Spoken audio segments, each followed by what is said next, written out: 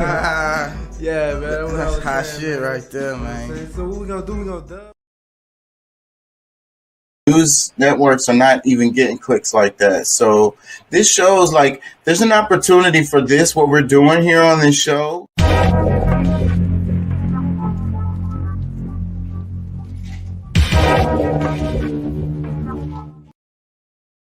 Look up something in back check, kind of like cross reference.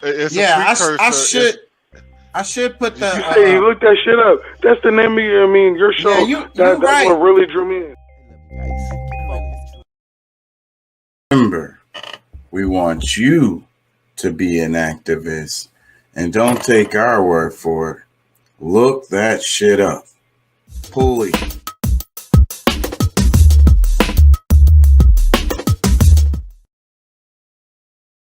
And hope I don't get in trouble for playing that last video. I probably shouldn't have played that shit. I'm always testing the damn waters, bro. That shit gonna get me. You are now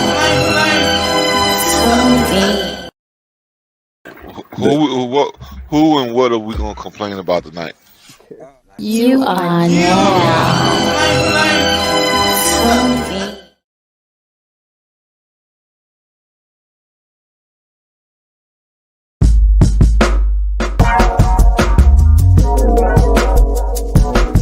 What are you thinking about? Rolling a blunt? Taking a pee break? What are you doing?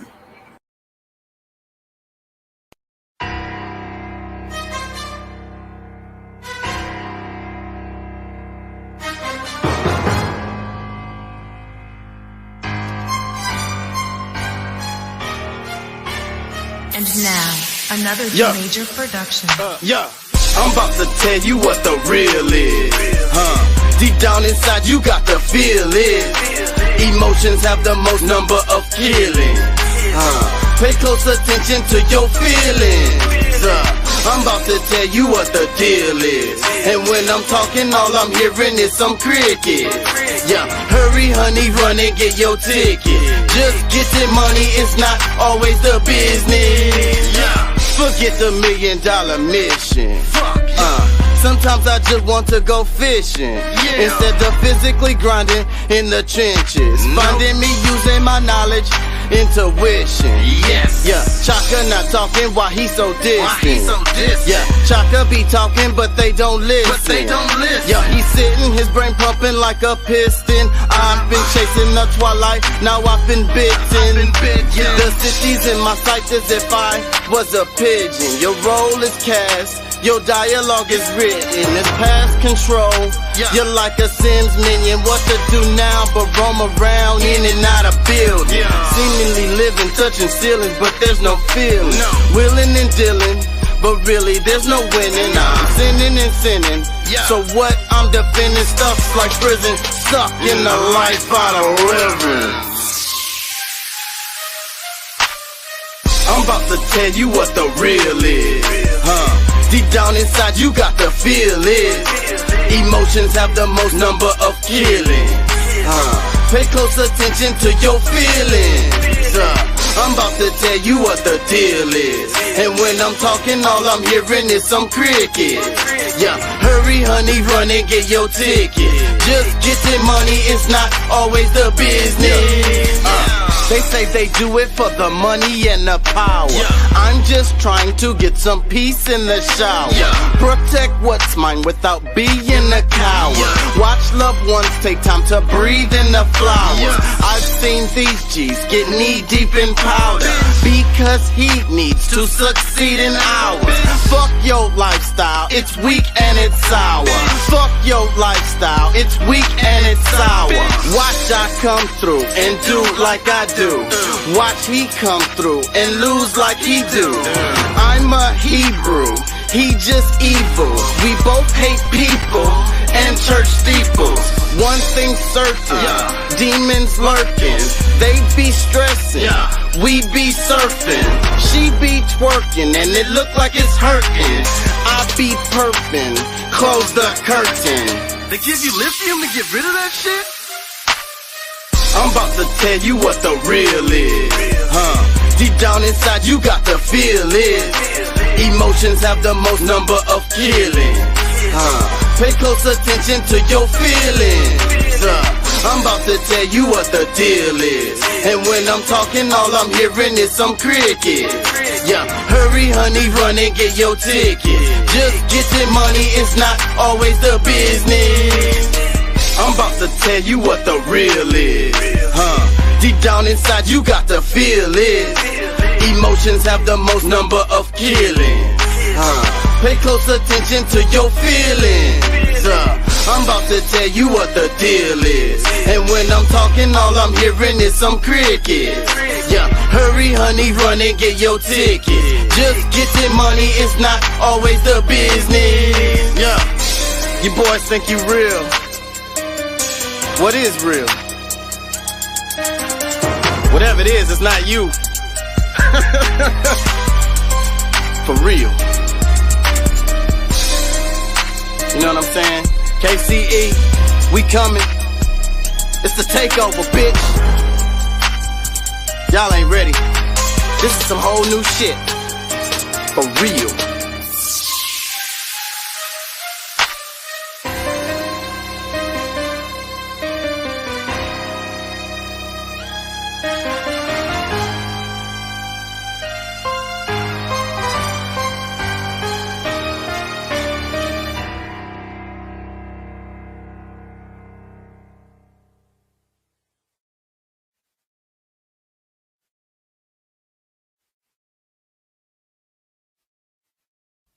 Yeah, you know what I'm saying?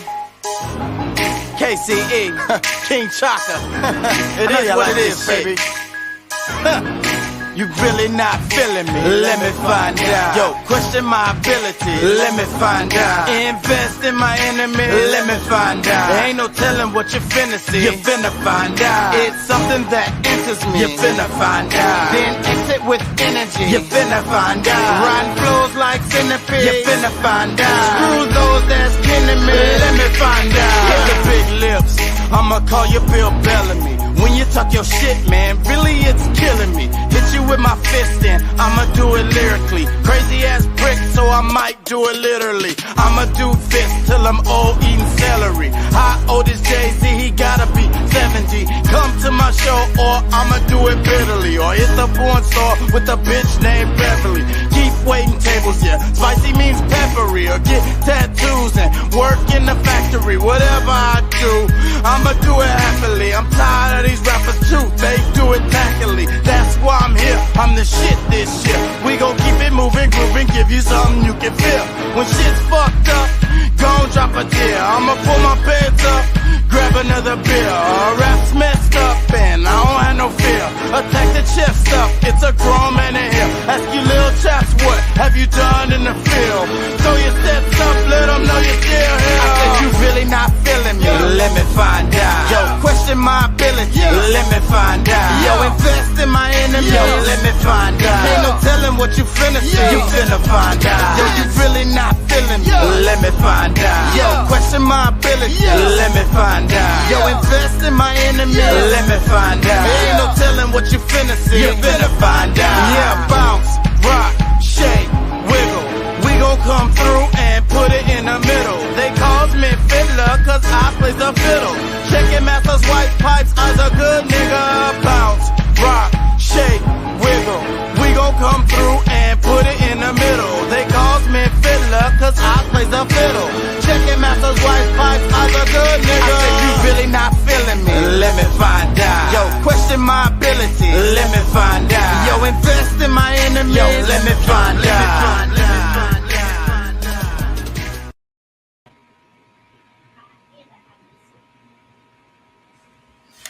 Hey, how y'all doing out there? How y'all feel? Remember, we want you to be an activist. Don't take our word for it. Look that mess up, please. For your own benefit, I'm begging you. Look it up. Pay a little bit more attention. Spend a few more times thinking of, a few more moments thinking about something. A little bit more time. Just give it a minute. Let it settle. Let it soak in. Hopefully. You know. Anyways, how y'all feel? Y'all feel good? I feel good. I feel good. You know, even though the pinch, I'm feeling the pinch. I want to talk about that a bit. And hopefully we get some people in here and I want to ask them how they feel, you know, about the pinch. Because when I say the pinch, you know, it's the gas prices, the prices of food, you know, the prices of housing. You know what I'm saying? The wages that haven't increased. You know what I mean? All the stuff that you have to pay. It's literally everything going up. It's been really hot in Houston, so the light bill is high. Like everything.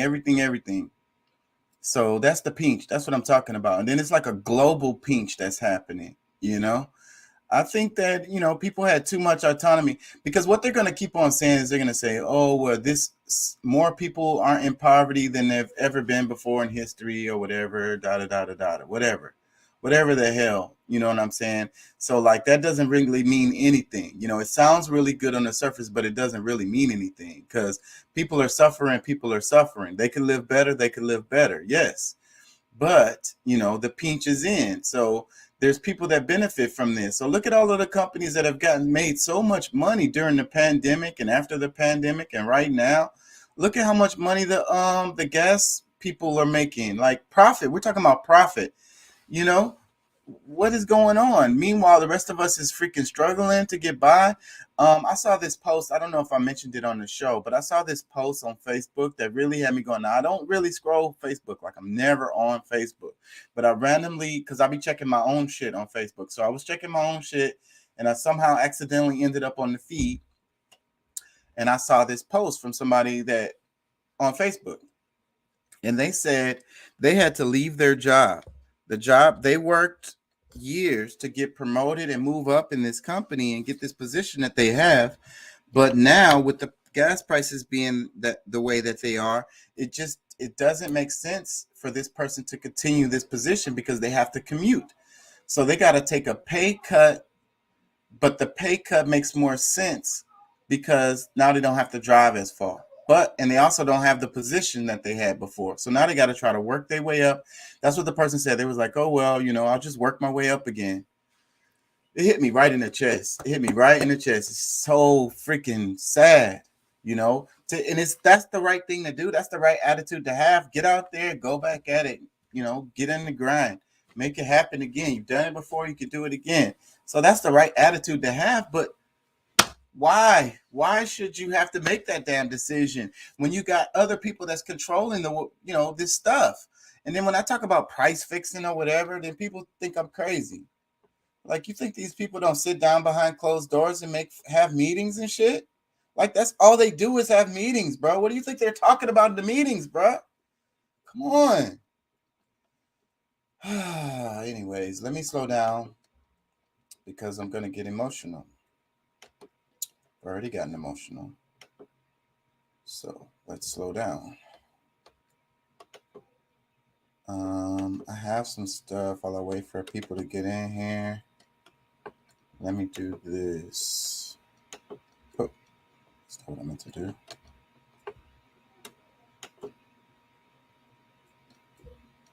Yeah, so this one, can I play this? Am I sharing? Yes, I'm sharing. Okay.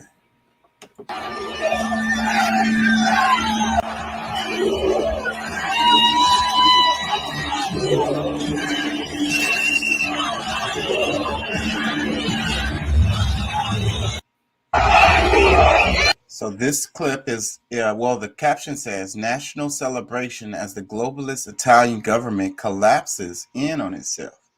And this is what I've been talking about. Like, this follows the theme because we were just talking about Sri Lanka the other day, and they have basically collapsed. The people collapsed the government. So it's looking like the same thing is happening in Italy. So I don't know much about this. It says national celebration as the globalist Italian government collapses in on itself. The Italian Prime Minister Mario Draghi offers resignation.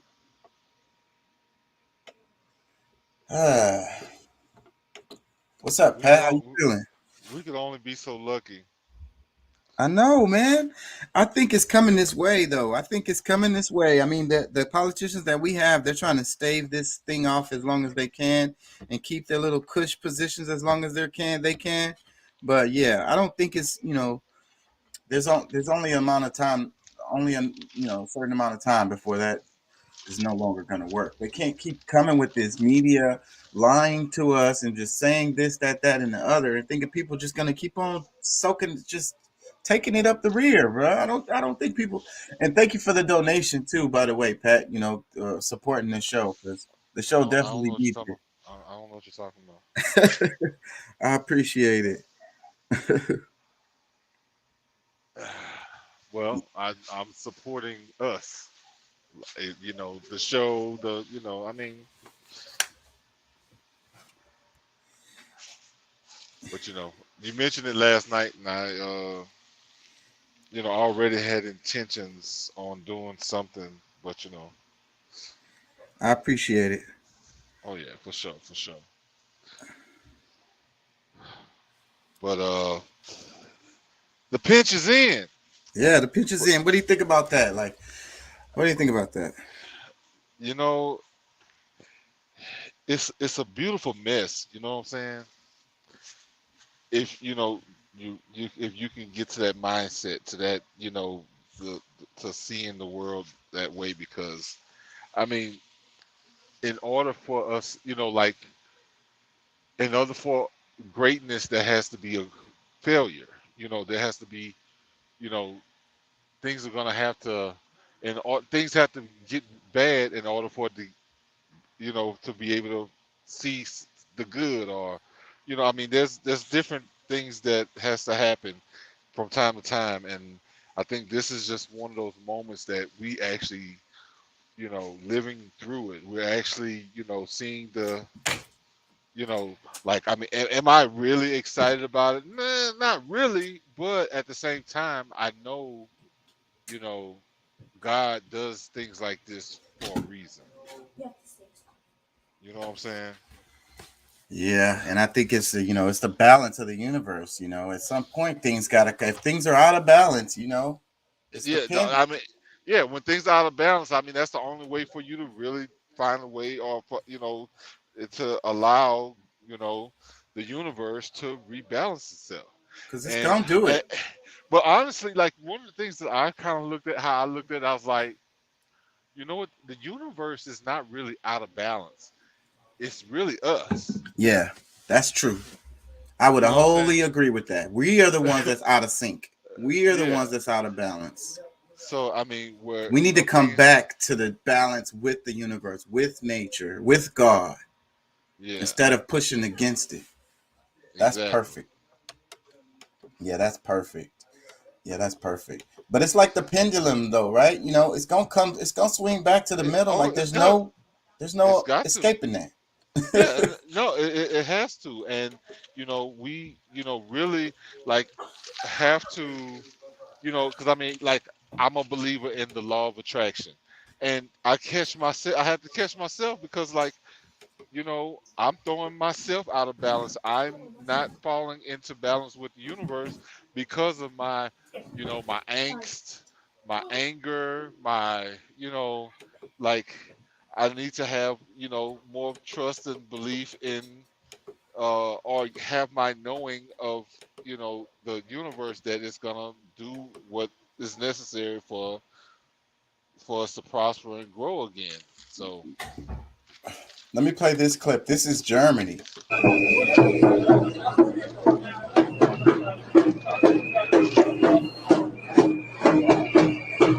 this classic. Hold on, let me see. The Okay, sign they're saying says Great Reset stopping. Yeah, so stopping man, it. yeah, I don't know, No, what is man. it? Stopping. I don't know. Um Stepping? Is it stopping or stepping? I don't know. It looks like stopping. I don't know. It's weird. Maybe it's because of the Russian language. I don't know. But freaking but my point is the clip I played earlier was what was that? Italy. They're acting the ass in Italy. They're acting the ass in Sri Lanka. And they're obviously acting the ass in Germany. Yeah, well, and maybe because see what they're probably meaning is that a lot of the plans that hopefully that's more so what it means because I know that there's a lot of people like the elite here probably are going to do everything they can because I mean we'll uphold stuff like this for way too long. Like there's people that believe and just love all of this government what it offers to people, which I mean if you really take a clear look, is it's not the great country that we all hoped and wish it would be. It's gone down a totally different trajectory, and you know, you need to kind of just let that shit fly, and that's what we need the majority of people to start to just realize that it's okay. Like it wasn't serving anyone. It was serving very few people, shall I say? Yeah, man. So it's got to go. It's not working. If something does, that's what bothers me a lot is when people be like, something works. I'm like, it doesn't work. They're like, oh, you just got to wiggle it, fiddle with it, thump it, or whatever. You No. got to press the button really hard, or you got to press it 3 times, or whatever. You got to. If you hold it down for 3 seconds and then you release it, let it pop up, it's going. I'm like, bro, like That means it doesn't the shit work, is bro. broke. The shit is broken. You said, don't you remember we used to be able to just push the button and let it go and it comes on? You remember that? Yeah, that's what it's supposed to always do. But when it doesn't do that, then that gives you a clear sign it's broken. Yeah. And I hate it when And people be like, no, it's not broken. It works. It works fine. Look. I'm like, for bro, who? Like, please, and sometimes like I think people really have to, you have to get them to like actually hear it, like say it out of their own mouth and hear it back at themselves. yeah, because That I think like for you, like write a list down of like the systems that actually help people, and the ones that they list. Let me point out how you're missing it. Yes, because there's some things that's in place, but it's still broken. Like it's not fulfill it's not what it's. functioning properly. You Yes, know, exactly. the way it was originally designed to work. So then it's not working. And that's really simple. And it's really dumb to have the damn argument. It bothers the shit out of me. And that's like how the attitude that everybody has about everything, because it's like, oh, it's not a problem. Racism don't really exist. You know what I mean? The cops kill white people just as much as they, or actually more than they kill black people. So that's, y'all, what are y'all talking about? Stuff Yeah, like but that. yeah, but when you gotta have that discussion, it's kind of like, okay, now I'm the racist because I'm pointing this stuff out. But honestly, I really don't care because it's like this is what's really true. Because when you got a guy that goes and shoot up innocent people on the 4th of July at a parade or park or whatever, and he can run off, have the day to kind of collect his thoughts, and then they catch him, or he turns himself in, well, however it is, he lives. But the guy who you know is fearing his life because these are angry people that just because of his skin color, they're gonna find a reason to shoot him up, and then not only do they shoot him once, twice, 3 times, no, 60 times. He's got bullets, and this is one of the examples. So I'm like, where in what world is that equality? The autopsy of that came out too. I ain't gonna cover that though. No, I Check don't. this Yeah, out. I, This I know I this mentioned it, but I'm not really trying to go into it. I'm just, yeah. yeah. Check this out. It's like, is it racist? Check this out. Let me see if I really want to start it over. Hold on. Sí se puede. Poor kids are just as bright and just as talented as white kids.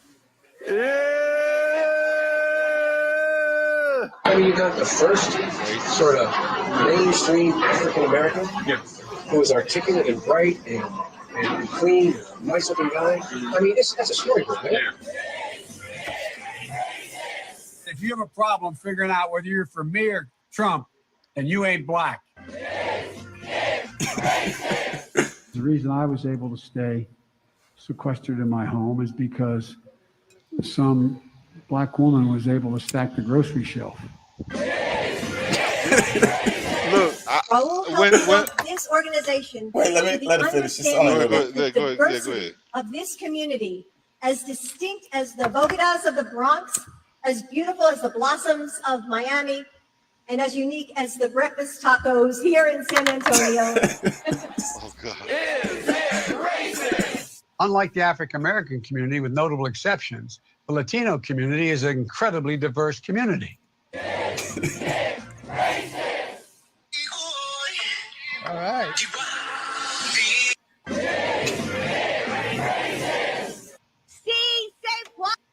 Okay, that's good. Look, the one with Biden and Charlemagne the God. You know, the campaign when he's talking about, you know, you ain't black. Yeah, that one. I know Obama freaked out. He's what the fuck? Yeah, like, if Obama would have been there, he'd been like, Joe, no, calm down, like, Joe. No, yeah, look, say, bro, I believe he would have, like, everything that he would had, like, he wouldn't be able to contain himself. Like, what the fuck was that? Like, what the hell do you mean? He would have helped him. Because they on the same team. So he probably would have saw it coming. Not because they want to be. Yeah. Yeah, but they on the same team for shizzle. And so he would have defended him, and he would have tried to cover it up. I'm sure he was at home with a face plant when he first saw it. It's like, oh, Joe, come on, Joe. Do better, Joe. Damn. How many times am I gonna have to surgically remove your foot from your fucking mouth? Because when he was vice president, Obama did it a lot. Because see, this is normal Joe Biden. This is not like, you know, senile Joe Biden. This is just him. And no, exactly. And, like he would, yeah, exactly. Yeah. So even during Obama's when he was president, he would jump in there and save Biden, you know, time and time again from putting his foot in his mouth. Mm-hmm. he just can't keep his foot out his mouth. Nope. And shit, he lucky I'm not too close enough to him, because he'll have to surgically remove my foot from his ass. I just think that, so whoever put together this clip, like, it's so freaking funny. It's like, is it racist? No, is it racist? Yeah, everybody already knows the answer. I mean, you got to ask the question like you knew or before you asked it. So yeah, that's some bullshit right there. Yeah, that's pretty funny to me. It's that internet gossip. I don't know if I want to cover this. This is cool. So this is a good thing right here. Let me play this. Now, starting on July 16th, you know how there's 911? Well, now, starting on July 16th, there's 988 for anyone experiencing a mental health crisis or suicidal thoughts. This is huge because police should never be handling mental health crises. 988 will offer 24/7 access to trained crisis counselors. And through their American Rescue Plan, Biden has asked for $282 million in investment for infrastructure for the program. You can call or text 988 for yourself or for a loved one that you think may need crisis support. Please like and share this as widely as possible so that someone who needs it can get access. You know how there's 911? Well, now, starting on July 16th, there's 988 for anyone experiencing a mental health crisis or suicidal thoughts. That's really good. I hope that's national. It says, I hope that's real. That almost feels like a scam almost. Yeah, it does. It sounds too like it makes too much sense to even be real. Like, it says, the caption says, the 988 dialing code will be available to everyone across the United States starting on July 16th. Please spread the word for whoever needs access to this. Because, you know, today. No, that's tomorrow, right? Yeah, that's tomorrow. So that's a really good thing. I mean, because you know how black people are. We don't really like to call the police But anyway. but no, but let me ask. I mean, like, is there something that we need to like? I'm kind of like now. I'm kind of getting worried. Like, do they know something we don't? Like these people. Like, I mean, they about to set off. It's like some of these people who done got the. You know what is gonna start experiencing things that Oh they man, hadn't before. that's the rabbit hole right there, man. I'm gonna be careful about talking about this because they still on people about this, and then it's like coming back, like they're talking about it more and more. But Jimmy Dore, he was talking about it, and he said that he played a clip. Did I play this? I don't think I played it. He played. It's a doctor in the UK, and he's talking about the increase in deaths. He's Hmm. specifically in the UK, but other countries around the world. He used the UK because they have really good data in the UK, and it's really clear there.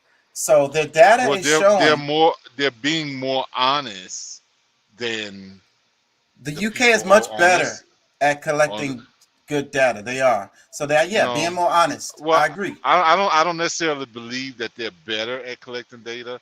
That they're a little more. They might be a little more transparent Transparent. or more Yeah. more because like believe me, the U.S. knows how to collect data. Yeah. The, Around the just what world. just the way they share it. Just you know, especially these guys, like they're not being honest about it. Like, but however, um, yeah, no, I was listening to some of that. I think this is like a 2 week old video, unless because he probably came back with the one last week and then did it again. But Yeah, you maybe a know, week or two is fairly recent. And talking about the increase of deaths, like not due to COVID, like these are pre-COVID numbers. The numbers of deaths are substantially higher post-COVID, and they're like, what is the cause of it? What is it? It's a real thing. It's not something that's like just the numbers thing. It's a real thing because they're comparing, average number of deaths in the country, pre-COVID, and now they're higher, and it's not just the UK who's so that might be related to that. That's what Jimmy Dore was trying to say without saying it, and yeah, I'm not gonna say it either. yeah, I'm I'm on gonna YouTube. leave it alone because So that's I read I actually read stuff. You know what I'm yeah. saying? And there's a lot of information that's out there that if you just look, if you go to some of these places, the information is there. You don't have to worry about somebody else trying to tell you on the mainstream that's getting paid to kind of not break it so It's, hard to you. it's a lot of data out there. They're talking about the lab and all of that now. So I'm still scared to talk about it. Let me read a comment underneath this. It says, I say, this is exactly why I'm working so hard at my degrees. I'm specializing in trauma and crisis mental health counseling. I can't wait for this to grow. So that's the thing about the 988 number. Everybody needs to know about this. It says, we are trained professionals that are equally trained every single day through reliance and stimulations. They send us meditation. Oh, shit. Remixes with J Dilla beats, LOL, as well as others for distressors they are so good in. I don't know what this person is saying. I'm gonna move on. So yeah, I think this is a good thing. I want to say it again: 988 instead of 911. If you are dealing with a mental health issue or something like that, or welfare checks and stuff like that, stuff then that you don't need the cops to show up with bullets and guns for. Yeah, we should have. That's so common sense. It should And have I think been. like because I mean not necessarily just mental health, but for those kids or the adults that have communication issues like I, I I I forget the special needs kids or whatever that might have issues. They might have exertions of anger, but they're really not. They're scared. It's not really dangerous. They're just whatever. I think that'll be a good number to call for them as well. Yeah. So, freaking Biden went to Israel. Did you hear about that? Mm-hmm. Yeah. Oh, wait a minute, So Israel? I thought he was going to Saudi Arabia. Did he go to both? both. Yeah, he went to Saudi because that's why it's a connection. Really, it was Saudi Arabia sending Biden to Israel. Related to Triangle. related to fuel and stuff like that, trying to get Saudi Arabia to stop doing stuff like buying. Saudi Arabia just bought a whole bunch of more gas from Russia. They like, we ain't tripping on this shit. Like we know y'all tripping on that, but we not tripping on that. But but it's other stuff too. What is it? Gas, oil reserves or whatever want to be released to Israel, sold to Israel, some shit like that. So basically, Biden going over there. Well, he went to Israel to chop it up with them, so they could tell him exactly what they want from him. And then he went to Israel. I mean, to Saudi Arabia to tell the the princes, to talk to the princes and get them to do something to benefit Israel. Well, who knows how it went or what they talked about or whatever. But the point of it is, this video right here is really good because it's showing clips of how the Israeli military behaves and the stuff, horrible ass shit that they be doing. At the same time, while Biden is, saying, "Oh yeah, we stand with Israel," and da da da da da. So it's like, here, let me play it.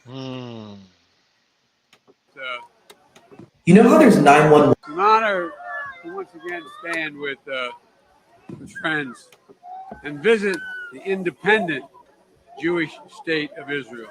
My first visit was, as you mentioned, as a young United States Senator. See, that was when that funeral, they killed that journalist, and they were walking with the body, the procession like they normally do, and the damn military, the cops came and kicked over the casket. Like, for what? Delaware. Chinatown, right here in New York. It's separate. It's an honor to once again stand with this clip is longer than that. Why won't let me go to it? And visit the independent Jewish state of Israel. My first visit was, as you mentioned, as a young United States Senator from Delaware. That clip is a whole minute, and it only letting me play like 15 seconds of it. You know how there's 911? It's an honor to once again stand. And it won't let me go to it. How come that won't And with whatever. Friends. Y'all get the point anyways. The point, they showed a good number of clips of horrible atrocities that, the Israelis do to the Palestinians. Meanwhile, Biden is giving his speech about how we stand with our friends and so forth and so on. So, basically it's showing which side, the United States chooses between Palestine and Israel. Yeah. So, I mean, that's like common knowledge. I don't want to spend much time on it because it's so but I mean, it's a thing that I think people aren't really aware of. Like, they only get one side of this story all the time. They don't get to see the Palestinian point of view. Yeah, and I was like, I mean, they befriends, just like how they befriended Israel is the exact same thing they did with Ukraine, and it's very similar because the Nazis, the hate, very, very similar, just like Saudi Arabia too. Yeah. Chinatown, right here in New York. Let me play this. This is Farrakhan talking about, and what this made me think about was, we talked about integration being not necessarily a good thing in the show the other day, and this is what listening to Farrakhan It's an honor to once again. Chinatown, right here in New York, is separate in an American equation. They don't feel like they suffer because they control what goes on in their part of the town. They're the business people. You I don't care. You're doing it again. It's wrong. Chinatown. Oh wait, let me go to the post. Let me go to it. Let me play it again. Sorry, y'all. One more time. Separate in an American equation. They don't feel like they're suffering because they control what goes on in their part of the town. They're the business people. You can't say, well, I'm going to set up a business in Chinatown and I'm going to sell shrimp fried rice and egg foo young. Not there. They will tell you quick. Not here. Go up in Harlem or go up where you live in Brooklyn and you set up your shop. But you don't own the businesses in your own community. Everybody, all the immigrants that come to America, do you know where they find the American dream? By setting up businesses in the black community, providing us with our necessities, which we should be able to provide for ourselves. Chinatown, right? All right. What you think? Well, I mean, I've always kind of leaned toward that it benefited others more than it did ourselves, and um, it's. I think it probably hurt it. It probably hurt us way more than it helped because, like I said, it shouldn't have staggered our growth, but it definitely did. We took our eyes off the ball. Like, I mean, we were, we felt like people who we were surrounded by, you know, especially during that time that they were our friends, they loved us, but no, they were still steadily trying to make a position better for themselves. But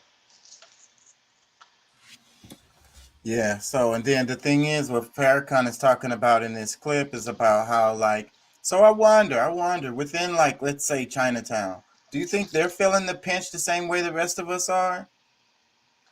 I'm sure that, like, I mean, everybody has their, groups. I mean, because it may be not as bad as some, but they I'm sure they have a percentage of people who's not in a good place. Yeah. So, but I'm willing to bet that their community shields them from at least some of it. Um,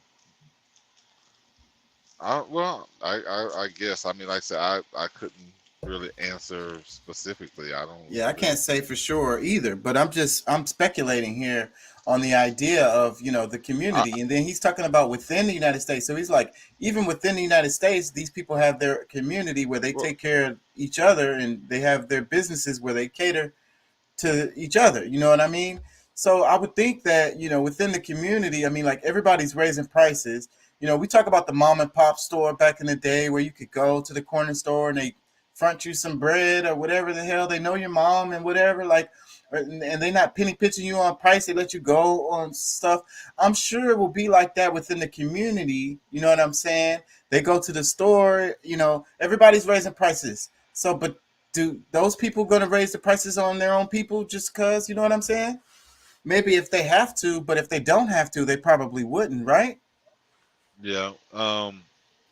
Yeah. I think they're gonna probably they would try to keep the prices as low as they could for as long as they can because I mean they're still looking at the same kind of tariffs when they getting stuff over here. I mean, they're paying a lot of extra costs that just like everybody else is. So I'm sure they can't just do it without raising prices at all.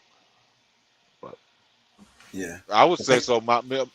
Actually, while I was thinking about my cousin. Me and my cousin was talking earlier, and she was saying like how they, the Asians, the Chinese or Vietnamese, the Asian period stick together more, and that's where our fault is like, she, I guess it's like, she said because the way she mentioned it was she went to the restaurant or whatever, and she mentioned it's like, man, y'all been here, y'all have done well with this restaurant. Y'all only been here like 10, 12, 20, 30 years, something like something. I forget how the number, but they said we've been here for 400. You know, and I'm like, and she's like, yeah, because we stick together. You know, you can break one stick, but you can't break 10. Yep. So, And that's what we need to do. No yeah, excuses. Figure out a yeah, way.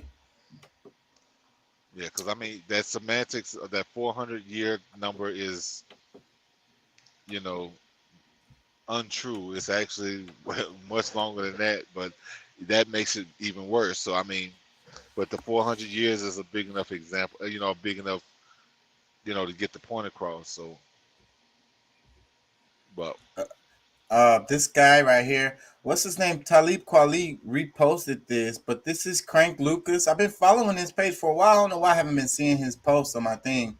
They probably suppressing him just like other people. But anyways, this clip right here, repost from Crank Lucas on Talib Kweli. Talib Kweli posted it, and he's talking about. He says his caption says, "Nah, this crazy. This is way too accurate." And so this guy is gonna. He does this. He does like what do you call it? He does like funny parodies of music. He's a real producer, but he does like parodies and like jokes about artists and stuff like that. It's the kind of nerdy music stuff that I like. But this clip right here, I think everybody could understand this. He's saying he's doing how rap music or hip hop changed from the 80s to the 2020s.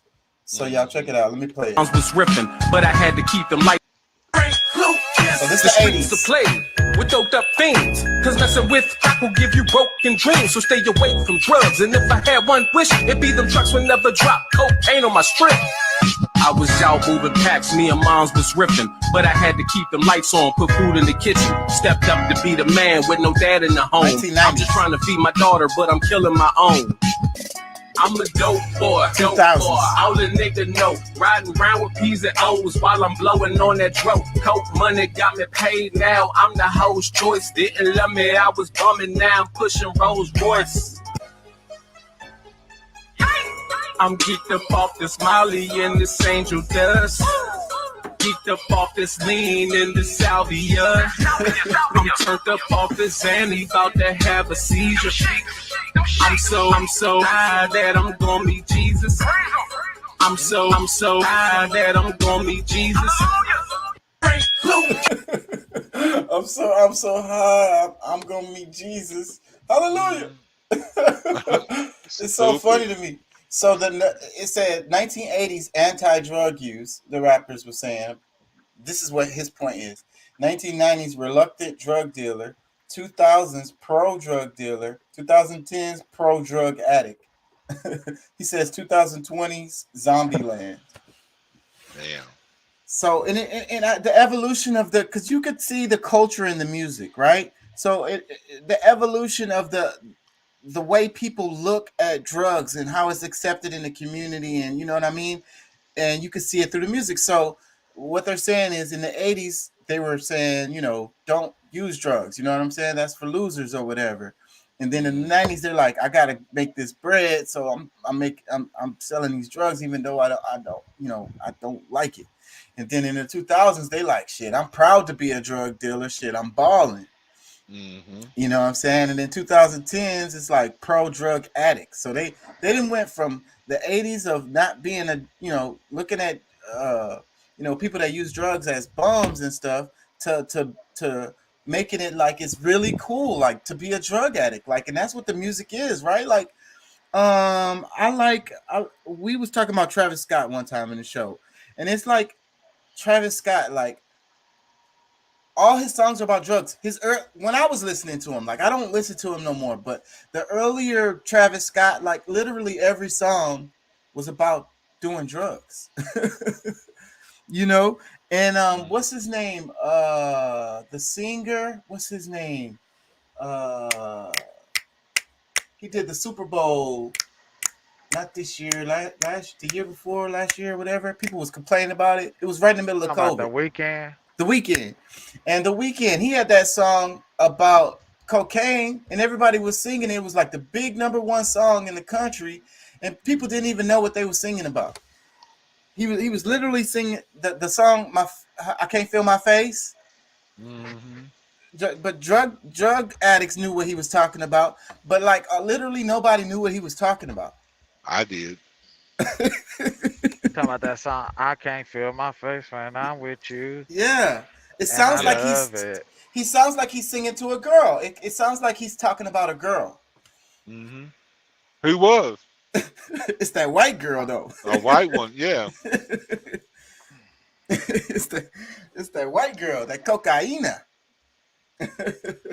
the yayo. If her name is Yayo, that's who he was talking about. Because I remember those days. Yeah, so I just think it's funny, like, and then the culture reflects, I mean, the music reflects the culture. And then it's crazy how, like, you know, drug use is so, you know, accepted, widespread, even like, you know, really overdoing it, like really going too far. Because, you know, the whole alcohol thing, it's like, there was a Family Guy, and he was like, he was trying to make fun of, well, who were they making fun of? They were making fun of, I don't know what they were making fun of, Vikings or something. I don't know what they were making fun of. But he said, we're going to drink and eat our fill and talk about other times we drank and ate our fill. You know what I mean? So it basically expresses the culture. You get what I'm saying? Like overconsumption is good times. I suppose. I think I used to think like that. Well, the culture makes you think like that, I think. You know, alcohol, how many times, like, they're having fun. You go to a party and you get drunk and they're like, oh, I had a great time. Like, last night was a blast. Like, you got drunk and you was hugging the toilet all morning. Like, you call that a good time? But that's what, in your mind, that's your brainwashed to think that that's a good time. Well, it felt great. So that's why it was such a good time. But I mean, the after effects of it, yeah, you kind of, you know, recalculate, you know, everything. But in the moment, you're just enjoying it. Yeah, but okay, yeah. So, but is it a good? I'm not saying no. I'm not trying to argue that it's really a good thing because I mean, Yeah. no shit. You really not use. I mean, just the terminology we use when we get drunk. Man, I'm all fucked up. Or you know, like in any other case, you know, that would be like really a bad thing. Like, I mean, Right. you know what I'm saying? Like, I was all fucked up, man. I was retarded. I couldn't even stand up. I didn't even know where I was at. I lost my phone. I wrecked my car.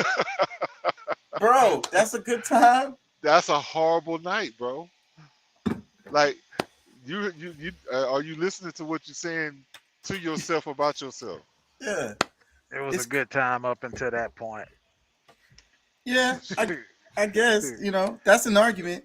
But I'm just saying that our society that we live in, it tells you that going to get drunk is what you do to have a good time. You know? And then the alcohol is legal. It's still a drug, but it's legal, so it's okay. Overdoing everything because whether it's overeating, over drinking, over indulging in whatever drug it is, like usually it's what overdoing whatever it is you're doing. Yeah, and our society tells you that it's okay. Overindulge, it's okay. YOLO, you only live once, you know. Go have fun or whatever, you know. And Yeah, because we'll turn around and trade stories. Like, I bet you my story better than yours. Yeah. Yeah. I bet you I was more fucked up than you were. Yeah. I was so drunk. I had alcohol poisoning. I had to stay in the hospital for 3 days. I was so drunk. They pumped my stomach and like bro. I was so fucked up. I had popped 2 Mollies, 3 Xannies, and and a whole bottle of tequila. Oh my god! Like, I almost died. They had to revive me. Like, bruh. Bruh. And I use and say, bro, I think about it like that because like I used to do that shit, man. Not the Xannies and all that other kind of shit, but you know, back in the day when we called speedballing, like take a freaking ecstasy and do coke. Bro, I'm glad I never got into that kind of shit, bro. I popped some The pills before, extent but of I ain't my never. drug uses was marijuana. That's it. That was the extent of it. Well, hey, Yeah. Hey, some. if that was fun for you, hey, do your thing. Because I mean, and of course I smoke weed too, but at the same time, I'm just saying, like, I don't know if it was fun. It was just more. It was just one of those things that was like, like it's kind of like when I smoked weed. I compare weed to like if you have like this great meal and then afterwards, you have a cigarette or you have this stressful situation and you get through that shit and it's like, fuck, I need a cigarette. You know what I'm saying? yeah, That's kind of how weed was. It was something that when I did it, it was just, mellow. Like I focused. You know what I'm saying? and I look, I'm gonna tell you, focused. I thought about a lot of shit that I like, and then like regular weed didn't really do that to me. It wasn't until I started smoking dro, bro. Like when I got a hold of some dro, it was like, it's like, man, this shit opened my third eye, bro. Because I used to think about shit and do different. Like, god damn, like for nah, real. say, man, I'm gonna tell I you wish that I the could the, do the that shit straight. occasionally now, but I can't, nigga. You never know when they gonna pop a random. Well, like I can't even imagine. Like nowadays, like I can't even imagine any of that. Even down to a cigarette. Like I can't. I can't stand none of them. Yeah, yeah. Man, I asked the dude for a cigarette yesterday, or well, actually this morning. I was like, man, I'm gonna just try this cigarette. He gave it, and he was like, yeah, sure. He gave it to me, and my coach, I was like, you smoked that cigarette already? I was like, nah, I didn't. He's like, you don't need that shit. You've been doing good. And he's like, bro, that's why I ain't smoking. I was like, I thought about it. I was like, I don't want to smell like no fucking cigarette. Like, I got good cologne on that I wear to work. Oh, You know pretty what I'm boy saying? ass nigga. I got, my Yeah, uniforms are pressed. I press them. I got good cologne. I don't want to be smelling like no funky you ass know. cigarette. I threw that But shit you know what? away, bro. I would maybe smoke some pot, some weed or whatever. But like I can't even do that. Like that's. I mean, I don't mainly do it because of I'm driving and shit like that. But the times that I have tried to, the shit is so bro. Look, a half a pull has me losing my mind. Like I gotta sit It's down super somewhere. strong now. It's super It's strong. yeah, bro. Like I grew up with Reggie, and now they got some GMO, like some shit where like this shit come like this shit might as well be doing freaking coke or something because it's just as strong as a real drug. That T is the high levels of THC Yep. High that's levels of in it. THC. Yeah.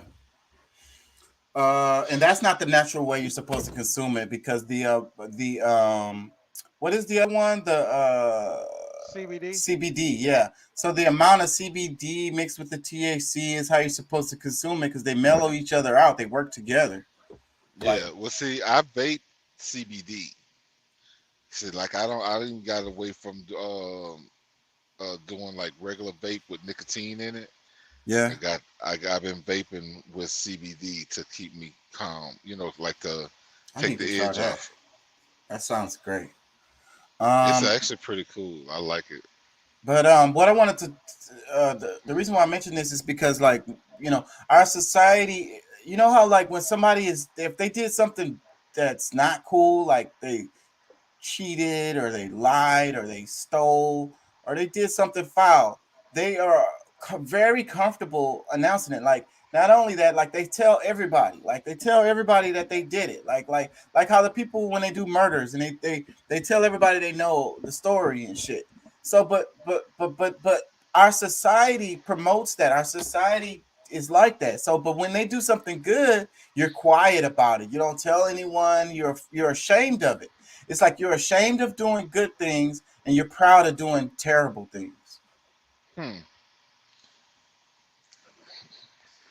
I don't know, Hmm. bro, because I'm so private. I don't mention shit. If I done something bad, ain't nobody gonna know but me and God. Like I ain't snitching on myself. Telling you. That's what the culture teach you today. Snitch on yourself. Yeah. I Yeah, ain't dry telling on snitching. myself. They I they ain't Yeah, that's saying shit. they clout chasing, and that's what the internet's all about right they. now. But it's our culture though. The internet is our culture. Like our culture pours into the internet. The internet reflects it back to us. These guys who go around like they say that another high profile rapper is about to catch another RICO charge in Atlanta. They haven't announced who it is. The DA's already done built an investigation. Damn. Well, say, bro, I'm not surprised. I mean, I know like there's shit going on in every city, but like especially in like Atlanta, I'm sure you're probably gonna see some stuff going on down in Miami, which might not end up as quite as bad, but Atlanta with all of the different rappers that's coming up, or even young comedians that's coming up that didn't like got the quick money, like that's from the vines and the all the different stuff that just happened within the last few years. I think has a lot of them probably were still running drugs or even started running drugs so that they could help friends or people around them. Yeah. So But they be and snitching on themselves. But I Hey, think you that heard that shit all Charleston the White posting, said? yeah, what You did he heard, say? Charleston White was like, yeah, Thug ain't been locked up but 2 months. Talking about jail, clean the nigga ass up. Talking about he singing raps about his kids and Disney and this and that. He said, I'm telling you, man. He said they keep him locked up another 6 months in them conditions that he locked up in. Talking about that nigga a snitch to get out of jail too, just like Takashi. Yeah. I don't know about that because they making him the boss. So who the hell he gonna snitch on? They're saying that he's the jefe. And Charleston White just be being messy anyways. He's entertaining, I ain't gonna lie. He's a troll. He's a major troll. Yeah. I don't know, bro. I don't know who would be the next up and coming rapper out of Uh, Atlanta, or the next I, hottest rapper, but Lil one of them was Baby. saying was Gunna, not Gunna. They already got him. One of the Lil Baby.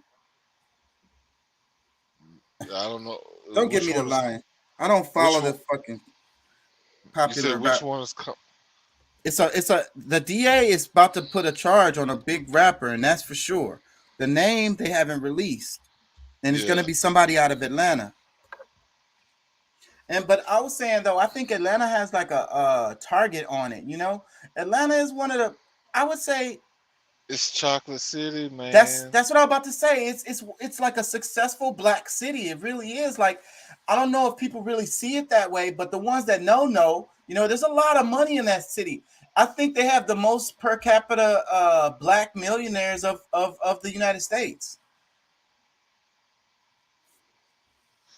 Eh, yeah, I mean Atlanta, because I mean, shoot, there's quite a few of them in Houston too now. Yeah, but Atlanta extra. And then Atlanta, the way the city is, the way the culture is, the club scenes and all of that stuff is really friendly to black people. I suppose. I mean, for Atlanta, well, yeah, no, it's been like that for a long time, but um, I think the difference is probably the way that they get the money, because most of the money that like is running around Georgia is in the black community is entertainment monies, and the black people here in Houston or whatever, a lot of them are like in oil and gas, some form or another. Like they've, or investments, or they It's it it's ain't legit. some, yeah, Legit money, it's basically. It's legit yeah. money. It's not necessarily crime. These people are legit people. They have a tech. There's a tech center in Atlanta. I want to say it's a lot of black people who work in there. So yeah, Is it? black professionals. I could be wrong. There's some kind of hub that's in Atlanta. I want to say it's related to tech, but it could be a different industry. It Let me could be a play. very small area, but because I mean, shit, Austin is like the tech capital now. After what's the Silicon Valley is dwindling down. You know, they're really trying to get everything out of that area, but Because California. Let me play this a little bit more drama, like internet drama, just for entertainment purposes before I get, because I'm gonna get into some heavy shit tonight. I put Molly all in her drink. She ain't even know it. Goddamn, Ricky Raper, bitch. Huh? Stop talking about money, man. Because money don't unlame a lame, nigga. There's a lot of sucker-ass niggas out here with money, and you on the list. Matter of fact, you the captain of the Suckers with Money Association of America, nigga, and we ain't impressed. So mind your business. Because that's your problem. You're always minding niggas' business. You was minding Birdman business some years back when you was running around talking about, give Khaled the money you owe him. Well, you give Meek the money you owe him, nigga. Because you got him in a 1914 slave deal, a Harriet Tubman joint that he signed when he was 19, and now he's 35. I thought you said a boss is one that guarantee we gon' eat. Well, why you ain't renegotiating with a real nigga? Thank God he fucking with them white boys. He fuck around, be broke, busted, and disgusted fucking with you. He's a hell of a businessman, though. Salute to you, Meek. But stop talking about money, man. And stop pushing that Bel Air on niggas, because they don't drink that shit no more. I got the ice electric blue bottle, and I got the lime green bottle that float in the air like Aladdin's carpet. We don't give a fuck. We don't want it, man. Niggas don't drink that shit, man. And slow up on them goddamn lemon peppers, because you're about a 6-piece away from a heart attack, nigga. Leave me the fuck alone. I'm telling you, this ain't what you want like Lil Durk first single, nigga. But ain't you the nigga that's here? Yeah, so I don't really know the whole background of the drama, but apparently Rick Ross said something in an interview about this guy here, and this was his clap back. Yeah, I can't really give any more background on that because I don't know, and I don't really care. I just think it's funny. His impressions of Rick Ross are freaking spot on.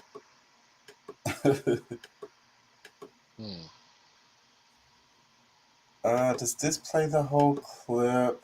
This is an old clip, but it's been rotating around again for whatever reason. Is this the whole clip? Let me play this. I'm sure y'all seen this before because this is it's old as hell. Him for standing out. The only change that ever happens is when people stand out, and I am not my Martin Luther King Jr. was shot. Are you in any physical danger here? Are you in any physical danger here? Is that girl in any physical danger here? Emmett Till was hanged by his neck after he was beaten almost to death, simply because he made a statement to a white woman. Does he have a reason to be angry? Every time I do the exercise, there is a point at which I know I have made the point. And we could stop there, but you have to nail it down. And so it goes on longer than some people think it should, but you have to nail it down. People at this institution... You've made your point, you're right. Yeah, thank you very much. What is my point that I've made? You can't make generalizations about any place because there's racism everywhere. That's right. And while it may be...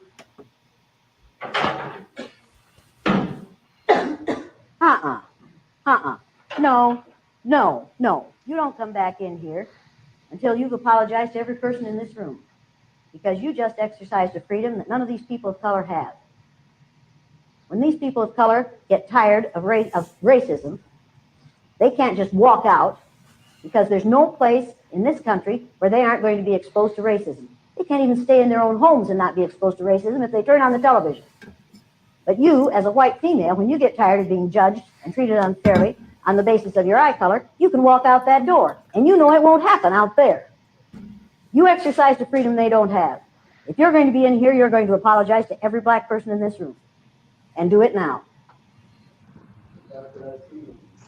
And the Latinos. Every person of color. Racism, this country. Bullshit! No, you're not going to say, I'm sorry there's racism. You're going to apologize for what you just did. I will not apologize because it is Out. not a matter of Out. race always. Out. Out. I don't. I wish I could say that to people whenever they just be like denying reality. Just say out, out, out. You deny reality. Out, out. Y'all seen that clip before, right? Yeah. Yeah, this is old. But I've seen enough women. Oh, this one? Yeah, it's what's her name? Jane Elliott. She's got a lot of stuff online. She was banging the hammer a long time ago, and that's why what really be irritating me is that you had people like this. This is a white lady who clearly understands the situation and trying to educate people, and then this is old, a long ass time ago, and then you got people to this day that still like saying it's not a real thing. That's so frustrating to me.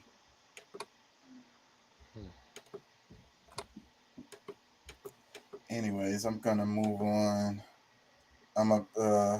This one, it says that cop in Uvalde having his lock screen be the Punisher logo and him being scared to take on an active shooter is truly the perfect encapsulation of how cops see themselves and who they really are.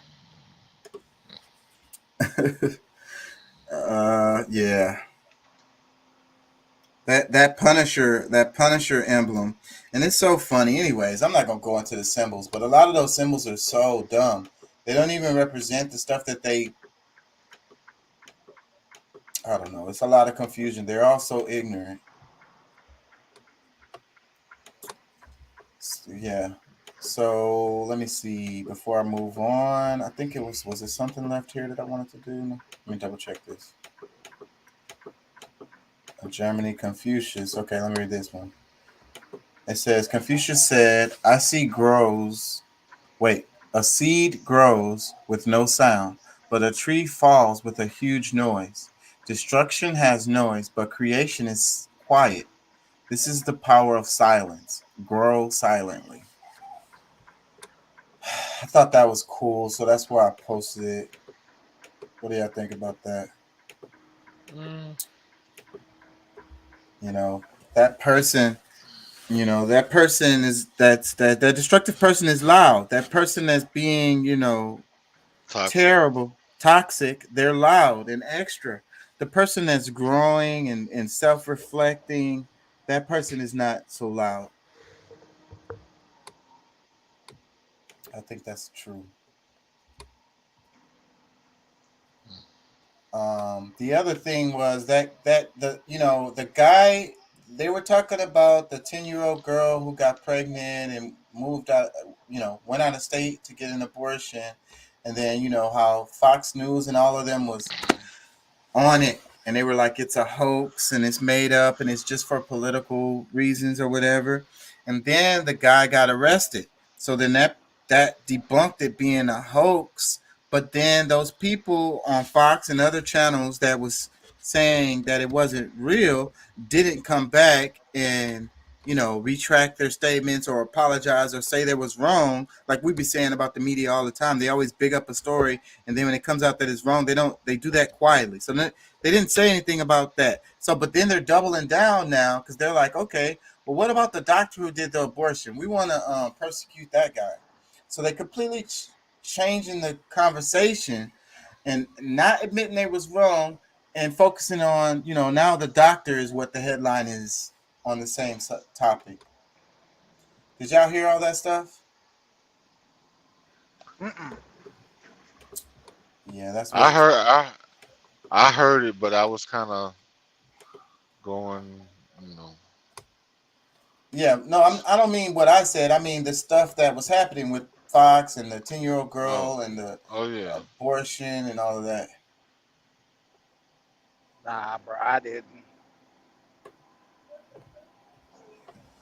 Okay, so I wanted to talk about, it's two topics that I have to cover. I have to cover the the housing crisis because I keep mentioning it, and then I also have the one about the Second Amendment and how the Constitution has some racist undertones in there, like in between the lines.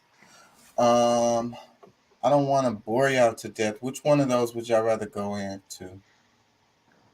The housing market. Okay. I think I can get Pat lit on that one. Oh shit.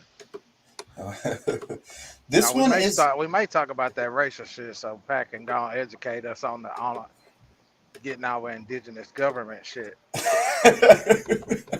Like, you don't have to worry about them oppressing you if you just start your own damn government. Shit. Been telling y'all for the longest. Hey man, although I said that being funny, I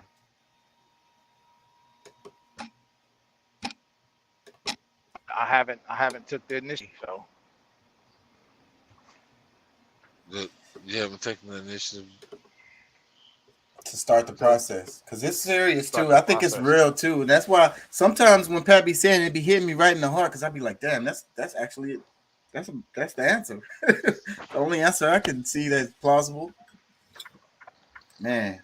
And then when you talk about real estate and how all the property goes back to the United States government, so what about before that?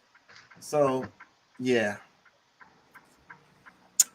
But let's not beat that dead horse. We're always on that horse. Let me play a bit of this. Hopefully, what I want to do is I just want to play clips and talk about it because this is a long video, but they cover a lot of really good shit.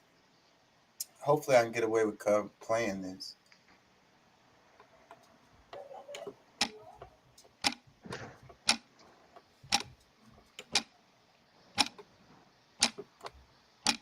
Every year since 1947, the My bad.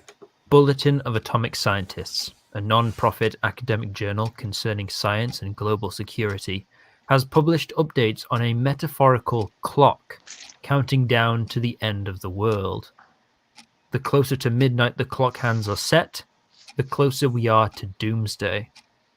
Right now, the clock is set at 100 seconds to midnight, the closest it has ever been.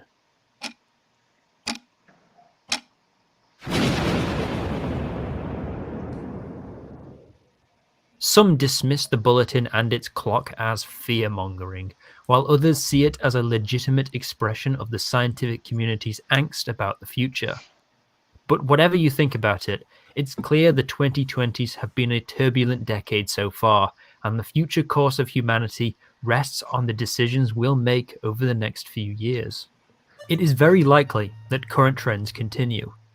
Global temperatures inch closer to 2 degrees Celsius. Millions in the developing world are displaced by drought and food shortages. Citizens in the West continue to work unfilling, dead-end jobs for poverty wages, while idiot populists keep getting elected, abusing our institutions and changing nothing as the gap between the haves and the have-nots only gets bigger. All the while, repressive dictatorships with no regard for human rights reorientate the global order in their favor and destabilize the democratic nations of the world. But there is also a possibility that this doesn't happen. Maybe we get our act together and start taking climate change seriously. We care for the poor, we fix our infrastructure, we revive communities, plan for the future, and build healthy alliances. Genuine political reform rips out the rot our institutions have been subject to over the past few decades, and our nations are put in the best possible position to challenge the unfree world. Then we can finally focus our efforts towards things like going into space, mathematics, quantum mechanics, the secrets of the universe, painting, poetry, music, architecture, the things that make life worth living.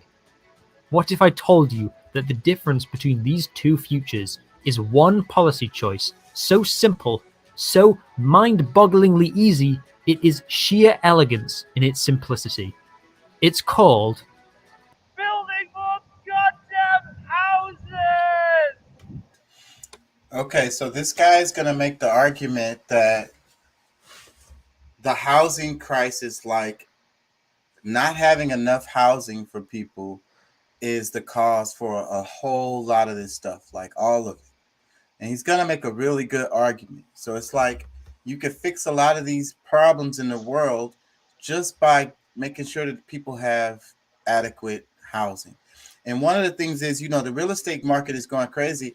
At where I work at now, we're next to an office building, and it's a bunch of, anyways, real estate people be coming in there.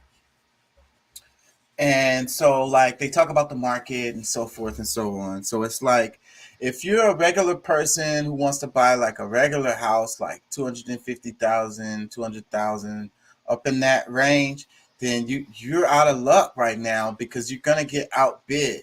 You're probably gonna get outbid by a big company like BlackRock or somebody who wants to buy the house and rent it out, because they're gonna make more money off of it that way.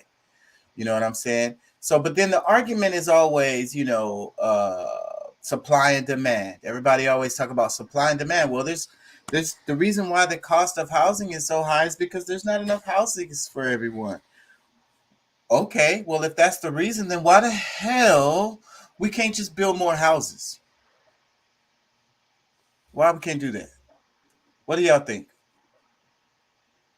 How come every city has a shortage of housing for people, not enough housing for people, and then you have all of these homeless people, and then you got all these buildings that's sitting empty, like these big skyscrapers and stuff that they build, like in downtown and areas? Them things sit empty almost all the time. They're just empty space, pointless. What do y'all think? I think because the system was never designed for us to win. Was never designed for us to succeed. It was designed for failure. Designed for them to get their ultimate goals through, you know, their plans. You start putting all that in place, then now the population is gonna continue to keep growing.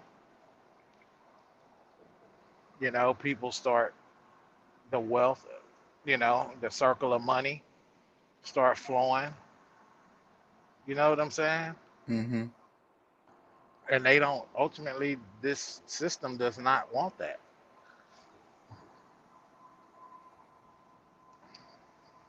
This system could give a shit less about our Constitution and core values. Yeah. Let me play some more. That's just my take on it. You there, Pat? Did we lose you? The kicked you out or something. I'm gonna play some more of this right here.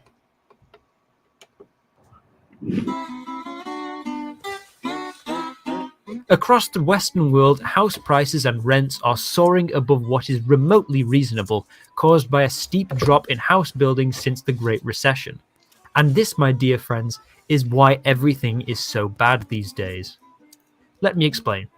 Based on the evidence I will present in this video, we can pinpoint the root cause of most of society's problems right now down to houses being so expensive. For example, in 2015, two professors at Chicago University calculated that if the housing crisis had not happened, the United States economy would be this much bigger. That's prosperity being stolen from you, buddy. 20 It is trillion. estimated that the housing crisis is the single worst thing to ever happen to the economy of England since World War II. Wait, no, sorry. World War What? Oh, the War of the Spanish Succession. The Civil War. No? Oh no. Oh no. The Black Death? Are you kidding me? Houses are the backbone of the free world. Solve the housing crisis and you solve all the other problems. To do that, we need to build more of them. I don't even care who does it. Private companies, the government, building societies, whatever. It is imperative. Because while Western governments argue for months about if we can take 1 meter off a historically significant car park, China has no problem building 5 new cities, 17,000 more miles of highway, and probably beginning work on a space elevator. No wonder they're calling this the start of the Chinese century. We are artificially making ourselves poorer, unproductive, unsustainable, and uncompetitive, and it's entirely down to housing.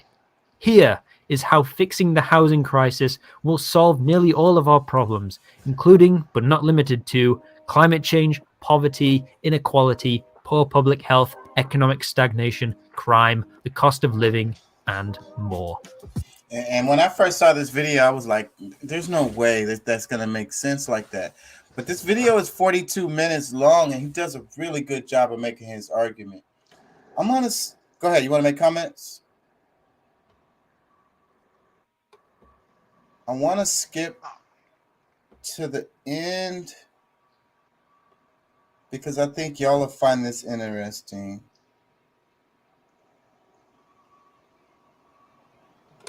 And I'm going to go back.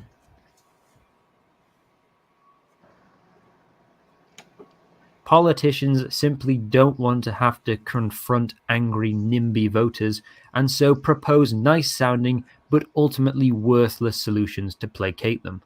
And this will come back to bite them eventually, as we are about to find out from the place that decided to implement all of these terrible, terrible policies.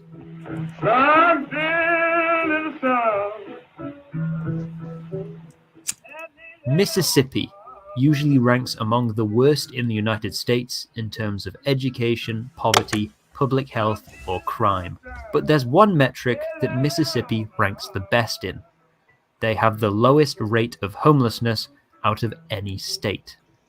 This is because, despite their poverty and racism and so on, Mississippi goes the Finland route for solving the homeless problem.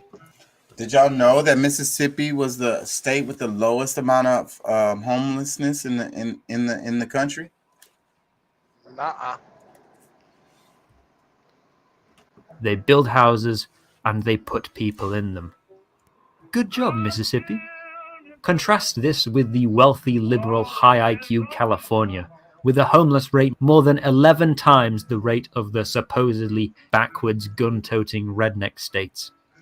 For whatever reason, California will do anything to reduce the homeless population, except build more houses, and as a result, their state just gets worse and worse. Zoning laws prevent anyone from building houses more than 3 stories tall, and when new houses and buildings are proposed, the plans can be shot down by angry residents so long as they act angry enough. The population of San Francisco has basically stayed the same since 1960, but rents are through the roof because every time a home is demolished or otherwise taken off the market, a new one can't be built to fill the gap. When California passed rent control measures in the 90s, it actually led to renters paying collectively $2.9 billion more than they had been paying before. New constructions and luxury houses were exempt from the rent control, so landlords simply converted existing housing into luxury houses, obtained the new building sticker, and proceeded to increase the rent while not actually adding any more houses to the total, and in fact taking away from the number of affordable houses. Sometimes it can take years just to get government permission to demolish old buildings and turn them into new homes or apartments. All the while, developers are paying property tax, hiring security, and paying for maintenance, inflating the price of the apartments when they finally do get built so builders can make back their losses. The effect this has on Californian society is terrible. These mediocre houses sell for millions. People who have a salary of $140,000 per year still qualify for government assistance to pay their rent and mortgage. Do you want to visit the Walk of Fame? Too bad, it's a makeshift homeless shelter now. San Francisco City Hall? Well, they turned it into an actual homeless shelter. Chinatown? Watch out for the heroin needles in your wonton soup. Here's a fun game. Put yourself on Google Street View anywhere in central LA and see how long it takes you to find a homeless tent. It's honestly scarier than alien isolation. Yeah, so California is a mess. Yeah. Y'all got comments? Yeah, we've been to that by Cali. But that right there within itself should show people, what we talk about all the time, that these motherfuckers, they don't care. Because California, look who they ran by. The same people that we have in office.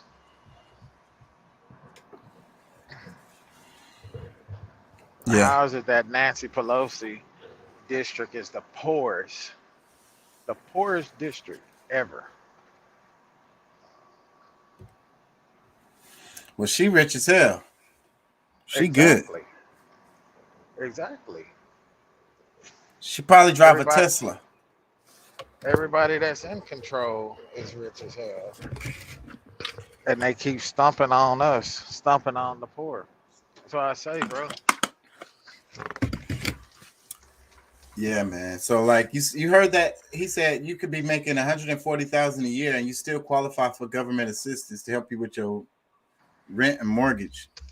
Yeah, Just that's because, like I was the watching prices that are so documentary ridiculous. about. Yeah, it's like I was watching that documentary about California, dude. This lady lives in a Toyota Sienna van. She lives in a Toyota Sienna van. She works. She has a career. She makes $150,000 a year gross. But she has to live out of her van because that's how expensive it is out there. It's fucking ridiculous. This is the problem. This is the problem. Housing is the problem. Let me play some more of this.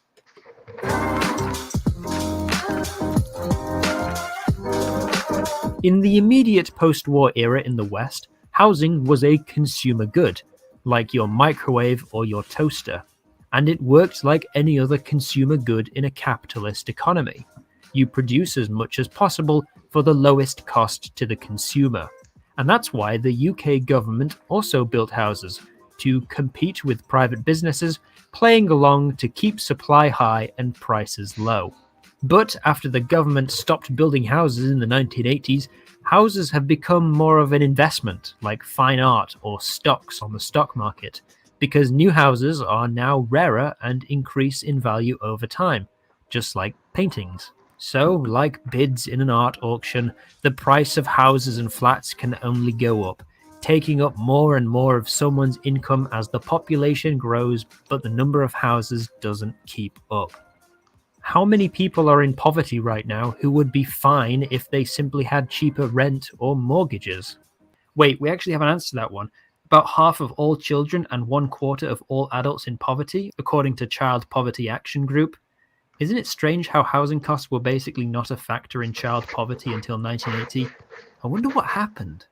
When house building was at its post-war peak, over 500 houses were completed every day in England, with the record being 1968, where nearly 1,000 houses were completed every day. This also coincided with the so-called golden age of capitalism, where everyone could afford a home, a car, 3 kids, and a holiday, all on the income of one guy who works in a mine shaft.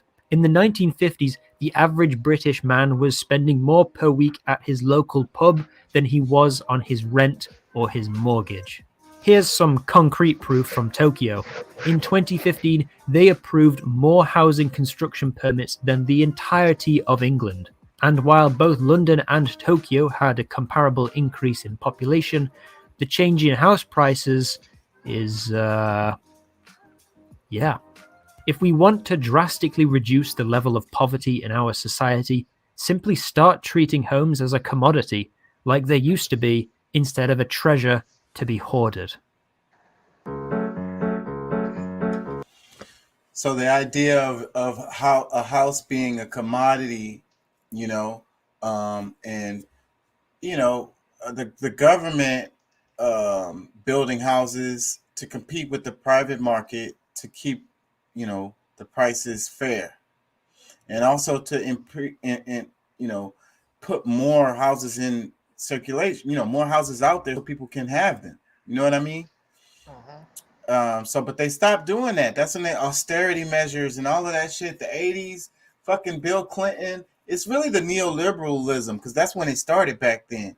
And so then they No, we're not gonna build no more houses, because if we keep our number of houses low, then we can pinch the shit. The name of the show today is "Are You Feeling the Pinch?" And it's like, they started the pinch back then. It's like, have fewer houses, not enough for everybody, and that's just another way to control people, to keep you in poverty, to make you afraid of being homeless, to make you keep going to your job. You know what I'm saying? It's to keep you from opening a business, to keep you from living. You know what I'm saying? Yeah. Yeah. Let me play some more. This is a very informative video right here.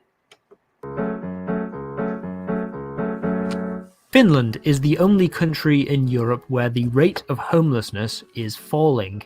In the capital of Helsinki, there is only need for one homeless shelter that beds 50 people. They don't need any more than that. And what they did was, they built enough affordable houses and then they put the homeless people in them. This saves the taxpayer €15,000 per year for every homeless person that is given a home, because they no longer have to rely on social services. So next time you hand a homeless guy your spare change, bear in mind that you would get a tax cut if he was just given a free house. I did the maths with the current homeless population in the USA. It's $62 per taxpayer. I think we're done with this section. So like $62 per pack taxpayer in the United States would give all the homeless people a home. And not only that, it would cause us to pay less taxes, because all the people going to the emergency rooms, all of the police officers going out there, EMT trips, the people that have to go out there and clean the streets, and all of this shit that's paid for by tax dollars, because we're not dealing with the problem. We're just putting band-aids on it, and it's actually more expensive. So, and then these people know this. So it's crazy that they would rather have, and everybody's always crying about taxes. Like, more taxes, more taxes. I don't want to pay taxes. You know what I'm saying? So, but it's crazy, the idea that if you just put these people in homes, the average taxpayer will be paying less in taxes. You pay more taxes because you have all these homeless people around. If you just put them in a home, pay for it with the tax dollars, that will save you money. But they don't care. It's not the money that they care about, because if they did, they would do this. They know this. Yeah, that's like I say, bro. They don't want to see the system wasn't designed. Maybe back then, but these new motherfuckers they got running this shit. Their plan is not designed for us to live in harmony, bro. Because the more that we're divided, and the more that we have classism, you're gonna always have division. You're gonna always have separate. You're gonna always have people that think that they're more than one. What does that create? That creates a division. That creates hate. That creates violence. That creates all of these things. And it's not designed. It's not set up for that. And I'm gonna go another step further, bro. Yeah, it's true. It's true that the government could do this, with the tax dollars that we have. But what about these churches that are nonprofit, that are 501c3, that are receiving millions of dollars a year in grants and not paying taxes, and they aren't doing anything in the communities? Nothing. Look at how many poor people go to church on the north side. Only thing the church can really say that they do is they have a fucking 15 passenger van, and they go out and pick people up and bring them to church, and then still ask these people for their tithes and don't even feed them before you send them back home. And a church is a good example with this whole thing with the homeless, because the churches sit empty most of the time, right?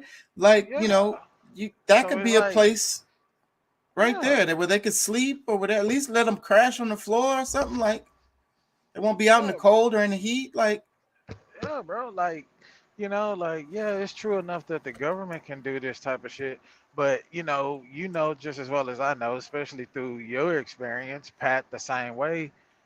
You have to start on a local level in order to make a global change, in order to make a big drastic change for things to start changing.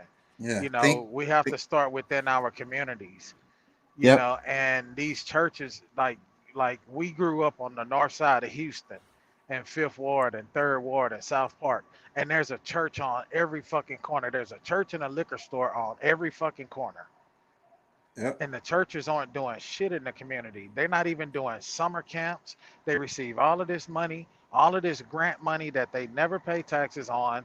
Yet and still, you got people like T.D. Jakes, Joe Osteen, Creflo Dollar, all of these The fucking churches pastors that's just got keep these getting mega bigger. churches. You They got just Second Baptist that yeah. is all over Houston, and they are millionaires. The churches just keep getting bigger, and the communities still look the same with the same dilapidated ass houses in them, right next to Yeah, the damn church. yeah. You know what I'm saying? Like, and they aren't doing anything. Like the church, like if you ask me, beyond the government, I think the churches should be building homes within the community Yeah. because they're getting government grant money. They're getting money. You know, like bro, it don't take that much for upkeep. Yeah, okay, I can understand a mega church like Lakewood or Potter's House, what TD Jakes has up there in Dallas, but still with the money that they're getting, with the donations that come in to that church, their building expenses and shit are paid for. And that shows how much money the community really has because we breed mega churches here. Like how many of the biggest churches that they have is here in Texas, right? Yeah, yeah. You got Second Baptist, you got Lakewood Church, you got TD Jakes Church, you got all these other fucking churches that I don't know the pastors. But like, bro, like it's crazy, bro. Like, yeah, we can say government this, government that, and I think that it's easier just to lean on them because they're the ones who ultimately who we look to help. But bro, these churches, man, like I Yeah. say, these mega churches, Yeah.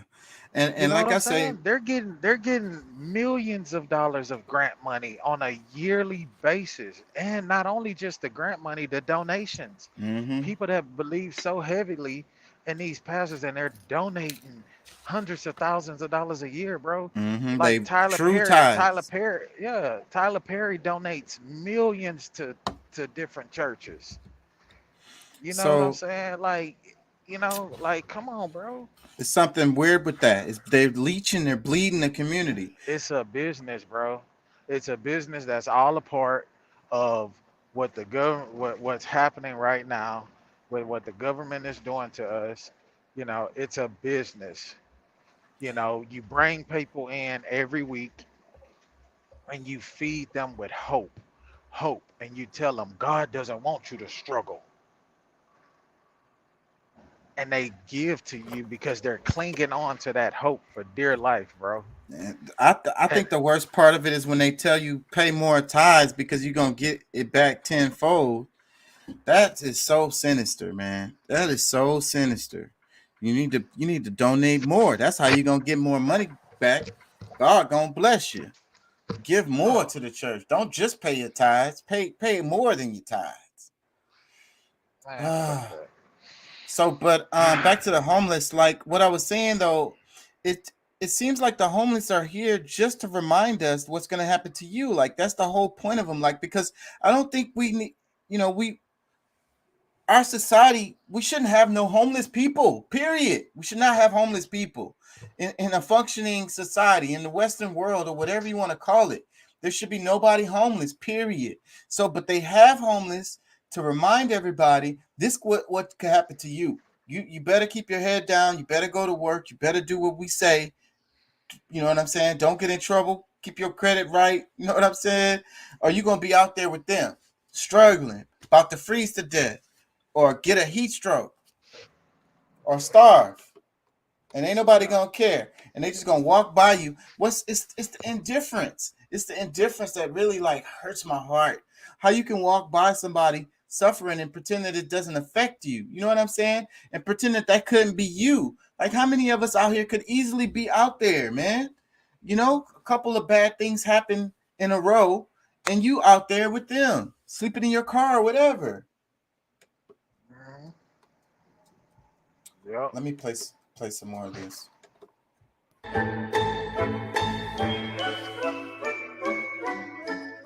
Ah, the iconic American suburb, the perfect place to settle down, start a family, go to church, play catch with Jimmy in the yard, beat your wife, see little Susie get married, she's growing up so fast, and eventually die of a heart attack while watering the lawn. But as charmingly vacuous as this is, there is no other way to live that is more damaging for the environment.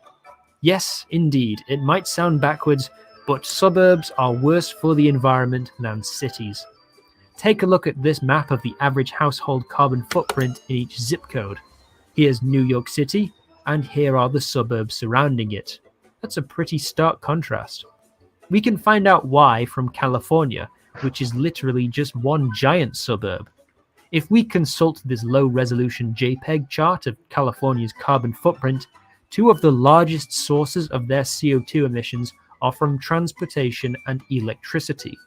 It's no surprise that when everything is spaced out more in a suburb, you need to rely on a car to get around, as opposed to a city or just somewhere with more density where there is usually a store on your street that you can easily walk to. Also, because houses in suburbs are generally bigger, they cost more to heat and to power, while utility pipes and electricity wires need to cover more distance to reach every house. Those sterile monocultural lawns don't provide much biodiversity either, and Las Vegas had to ban them entirely because watering equipment took up too much of the city's valuable water supply.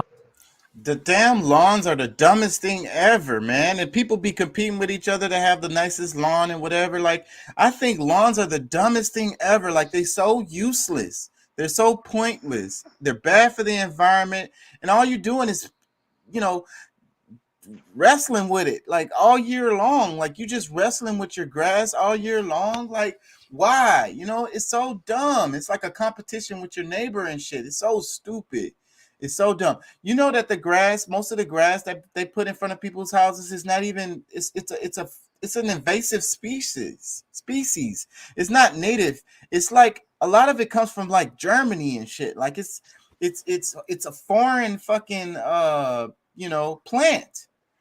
And that doesn't even do well in these environments because it's not native to these environments. That's why you got to keep watering it and all this. I think lawns is the dumbest thing ever. Like, it's so stupid. Go ahead. No, I was just saying, damn, I didn't know that. They're really dumb. We're so brainwashed when it comes to that. Let me play some more. Compare this with cities who have massive biodiverse central parks or smaller community gardens with many types of plants. What has this got to do with house building? Simply put, if you build houses taller and put them closer together, you can fit more of them in the same amount of space. That means price go down, as well as CO2 emissions and wasted water. You don't have to drive as far to get places, and sharing a wall or two with your neighbors keeps the energy bills down. If you're a staunch suburbanite, you might be saying, no, my idyllic bourgeois American lifestyle. I can't do the voice, I'm too tired. But it would be for your own good, because building houses like this might actually save your life one day.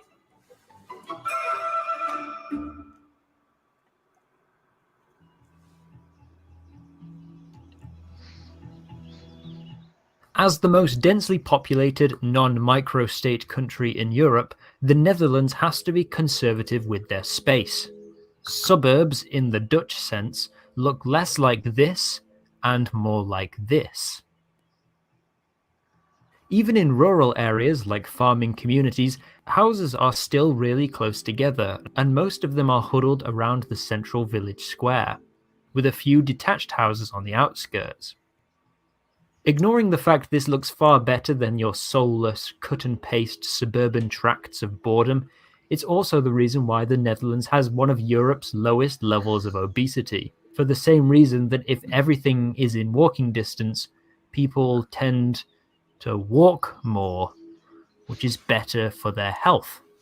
The narrow, winding streets also makes it a hassle to take cars on short journeys. You'd be better off taking your bike to work, which a lot of Dutch people actually do. Not only does this reduce carbon emissions and increase energy efficiency, like we discussed in the previous section, it obviously makes the air cleaner and makes the Netherlands one of the safest countries in the world for road traffic deaths. That's not to say the Dutch don't have a housing crisis too, but when they do build houses, they build them better than we do.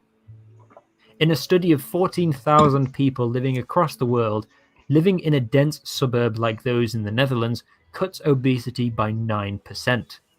Mixed-use development, like putting shops and businesses near to houses, cut it by a further 8.3%, and being within walking distance to a recreational area like parks cut it by another 8.4%. Such a simple change with huge positive consequences, just because they built more houses closer together. Poor mental health among. So what do you think about that? Because I was talking about in the other show about how we build cities, and the roads, and how it seems like they're going in a different direction, where, because I used city center as an example last time when I was talking about it, and how like it's not really friendly to cars, it's more friendly to walking, and everything you need is, in walking distance, so it promotes walking, and that's what I mean. Like, I was gonna name the show, I'm probably gonna do it in the future, so maybe I shouldn't give it away, but I was gonna name the show, damn it, I done lost it now. Damn it, I done lost it. I'm sorry, y'all. Thinking about way too much shit. Fucking the way we build the cities, is changing, right? Because it really just makes sense. Like the thing with the suburbs originally, I think, it was related to the white flight, right? It was after integration, and the cities was full of black and brown people. So the fairer skinned people wanted to move out of the city into the suburbs, and and then they sold it. They brainwashed these people. This is better, the commute is good, and all of this shit. They sold it to them, but it was all a scam. And then it's related to like household goods, because a big part of the economy is people buying stuff for their homes. You know what I'm saying? So, but if you don't have a home, then you don't need to buy all this stuff like a refrigerator, stove, washer and dryer. You know what I'm saying? But then it goes further: toasters, pots, pans. If you do have a home, you move into a home, now you got to buy all this stuff. It's just another way to get you to spend. It was a sale. They sold these people on this idea of the suburbs, knowing that it wasn't, it wasn't good. You know what I'm saying?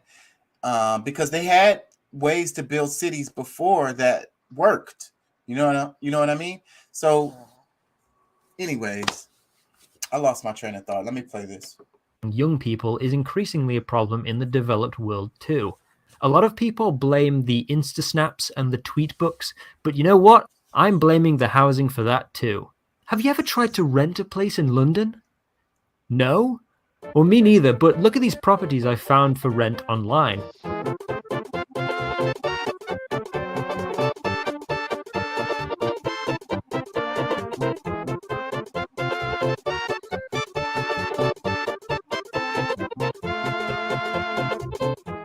How are you supposed to develop meaningful friendships if nobody can visit you? How are you supposed to exercise? How are you supposed to pay for hobbies and luxuries and the things that make life worth living if all of your income is going towards rent? God forbid the Sigma variant comes along and forces people to lock down here. It's like solitary confinement.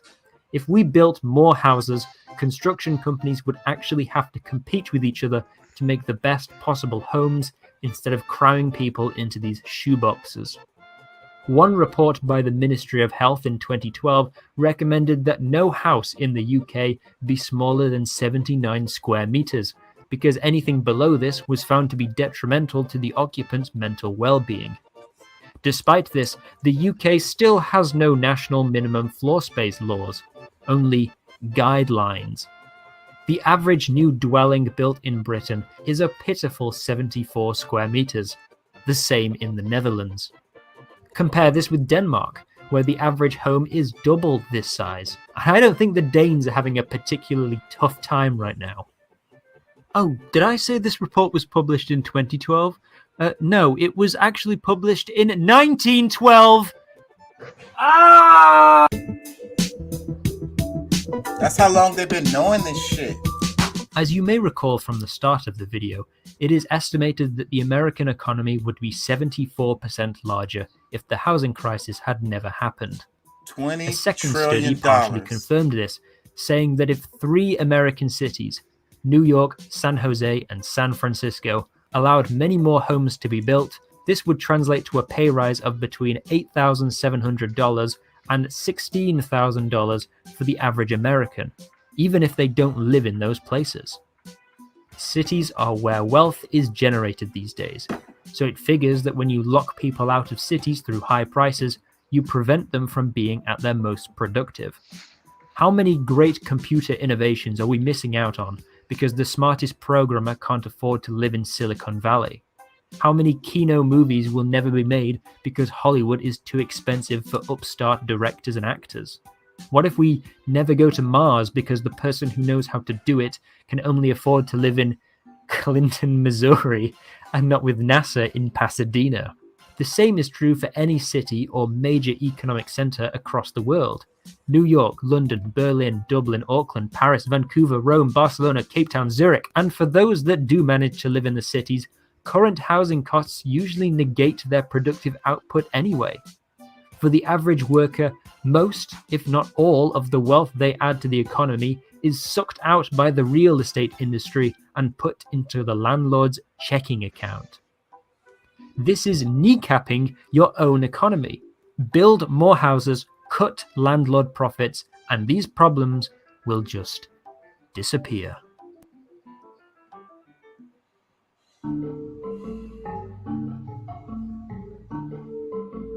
Hong Kong has one of the lowest birth rates in the entire world, beating only South Korea and Puerto Rico. A birth rate lower than 2 children per couple means that the population decreases. But the average Hong Kongese woman has only 1 child in her lifetime, which you can imagine could cause quite the problem a couple generations down the line. It is very normal for the fertility rate to drop when countries become developed, like in Bangladesh. The unintended consequence of this is that the national population begins to decrease, leaving a lot of old people and not a lot of young people to look after them and pay for their pensions. Not just in Hong Kong though. Across the developed world, countries are projected to lose millions in population over the next few decades for this reason. You could supplement this with immigration, which is a perfectly fine solution, but it doesn't address the root cause. Because when asked how many children do you really want, most women in the developed world answered 2 or 3, above the replacement rate. So why don't they have that many children? You guessed it, it's the houses. That's what this video is about, remember? The houses. In Hong Kong, the price of housing is astronomical. 1 square foot of floor space over there can cost $2,700 forcing many people to live in so-called coffin homes. It's a miracle they can afford to raise 1 child, never mind 2. The situation is less extreme but still present in the Western world too. In the UK, for every 10% the rent increases, births go down 5%. One study suggests that house price rises between 1996 and 2014 prevented the birth of 157,000 people. In 1976, nearly 40% of households in the USA were home to married couples with children. Today, that figure is 21%, with single person or childless couples making up half of households. Not because people don't want a family, they just can't afford it. The more expensive it is to buy or rent an extra bedroom, the less likely a family is to get one and fill it with a child. Yeah, so what you think about that? Like the declining birth rates related to the housing issues. And then we got this whole Roe versus Wade thing is really the whole point is to get certain segments of the society to have more children, basically forcing them to have children. So, but then these people are going to be in the house, a small home with a whole bunch of kids. Uh-huh. Well, like you say, they know these things. Why aren't they doing anything about it? Because the point of it is to make you suffer. But other than that, you got the politics where people they displace, they distract, they try to take the focus off of what we need to be focusing on onto other bullshit. Like Roe versus I Wade think is a they good they example.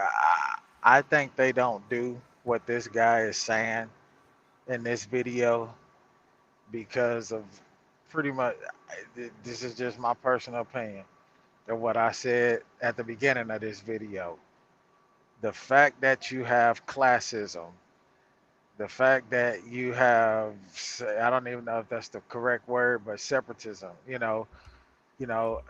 have all of this white American, black American, this and that, you make one group of people feel like that they have superiority over one group of people, and then you have this class of people that can only get this type of job and they make this kind of money and this and this and that. And that's what they want, bro. They know that doing exactly what this man is saying, just think about how communities would be so much better. That shit would basically end racism. Yeah. Like it would And basically end because everybody is on an equal level playing field. There's no reason to hate me because of my skin color. I would be more of a benefit to you. You and would be and, more of a benefit to me. We could and like raise all our children together and bring back the old days where, yeah. where a village raised a child, And but imagine they don't want that shit though, the Chuck. crime would go down, everything would go down, if a Yeah. lot of the problem, a lot of the reasons why people, problems that we have is just the haves and the have nots, and if you didn't have so many have nots, then you would not have so many problems. Now what people like to say is, these people don't want to have, they're not willing to go grind. But then you just made an example of a person that makes 150,000 a year in California and she sleeps in her car. Is she not a grinder? Does she deserve to not have a place to live? That's crazy. Does she want to be homeless? Is she lazy? That's crazy, bro.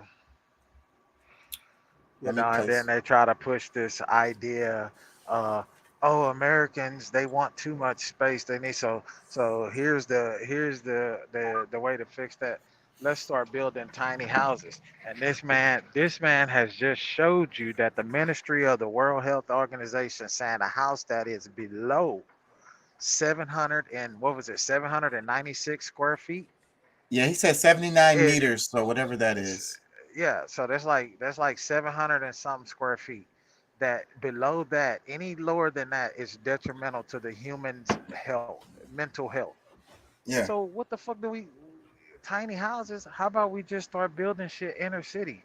Create more homes. Like, bro, I would love to live. Like I tell my wife all the time, I would love to live downtown to be able to walk to. They got that Randall's downtown. They got the Whole Foods market downtown. They got all of the restaurants you need if you want to go have It's a meal getting with your nicer and family. nicer, especially the Midtown area. And I saw when they started building that shit, and it's getting nicer and nicer. And people are moving in. They're But building those condos, mhm. apartments.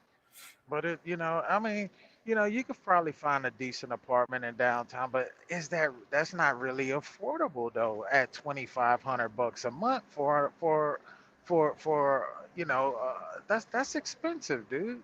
even for somebody that's grossing $150,000 a year, that is a lot at $2,500 a month. Do that math over a year's time. Yeah. And that's not That is your, damn that's near just the half of rent. your fucking salary, dog. Right. And that's just the rent. You got other bills you got to pay. Yeah, yeah. So it's like, make this shit affordable, bro. Like they would actually make money by making this Right. shit affordable. That's what he was Because you saying. got more people buying shit. That's what he was Like, saying in the video. It really just makes sense for everyone. The capitalists, everybody's going to benefit. The business owners, everybody. So why not just do it? So fucking. Let me play this and I'm going to take a quick potty break. I'll be right back. Okay, we're behind schedule, so let's finish off with the lightning round! Housing reduces crime. Increased home ownership generates significant reductions in property crime and violent crime.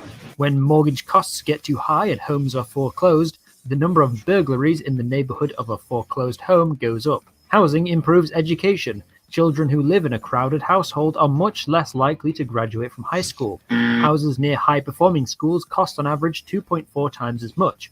Building more houses lowers this entry barrier to good schools and gives parents more choice over their child's education. Housing promotes technological innovation. A study of 600,000 patents filed from 2000 to 2010 showed that areas with high-density housing produced more patents and innovations than low-density areas. And the housing crisis made coronavirus worse. You are obviously more likely to pass a disease on to your parents if you still live with them. Cities with high levels of overcrowding fared much worse than cities with plenty of housing for everyone.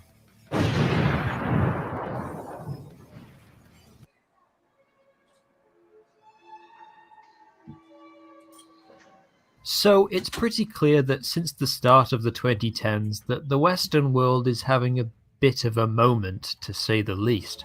And surprise, surprise, it can be traced back to housing. In Britain, people living in areas where house prices were stagnant were more likely to vote for populists and their policies, like Brexit, the SNP, Corbyn's Labour, or Boris's Conservatives. In France, the same can be said for National Front voters. Sinn Féin saw a massive vote share increase in Ireland, driven by young people sick of Dublin's housing crisis. And Trump's voter base are Midwestern suburbanites who have seen their cities decimated after the Great Recession. Young people across the West can only afford poorly paid, insecure jobs that barely cover rent and living costs. The older generations sit comfortably in their overvalued housing and don't see why the young are so entitled and demanding of change. So as a reaction, they become reactionary. Populists all across the world have shown no respect for good government or managing the economy properly. The housing crisis is tearing our societies apart. It ruins the economy and stokes divisions, pushing people towards extremism.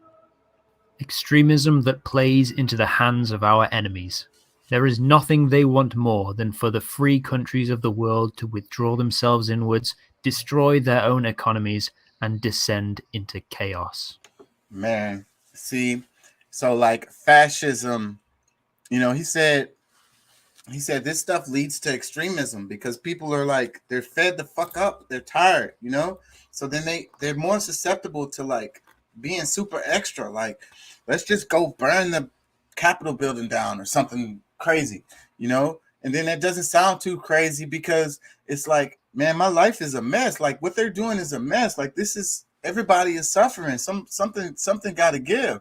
So when the government is not being responsive to the people, then the people are more susceptible to extremist behavior. It's easier to fall into fascism. That's what happened to Germany. That's how Hitler came to power. If y'all think that can't happen again, y'all crazy. It can happen right here. Yep. So I think it's fair to say that housing is pretty much the root of all of our issues in the world right now, and solving it by building more houses would greatly improve all of our lives. But how can we get developers to build more houses? What's stopping us from doing this? Well, in one part of the world, The answer can be found in a small town 100 years ago.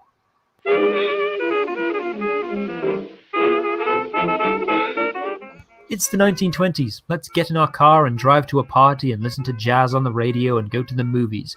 Meanwhile, the city of Cleveland is getting crazy big thanks to the growing industry, and more people are moving to the surrounding suburbs.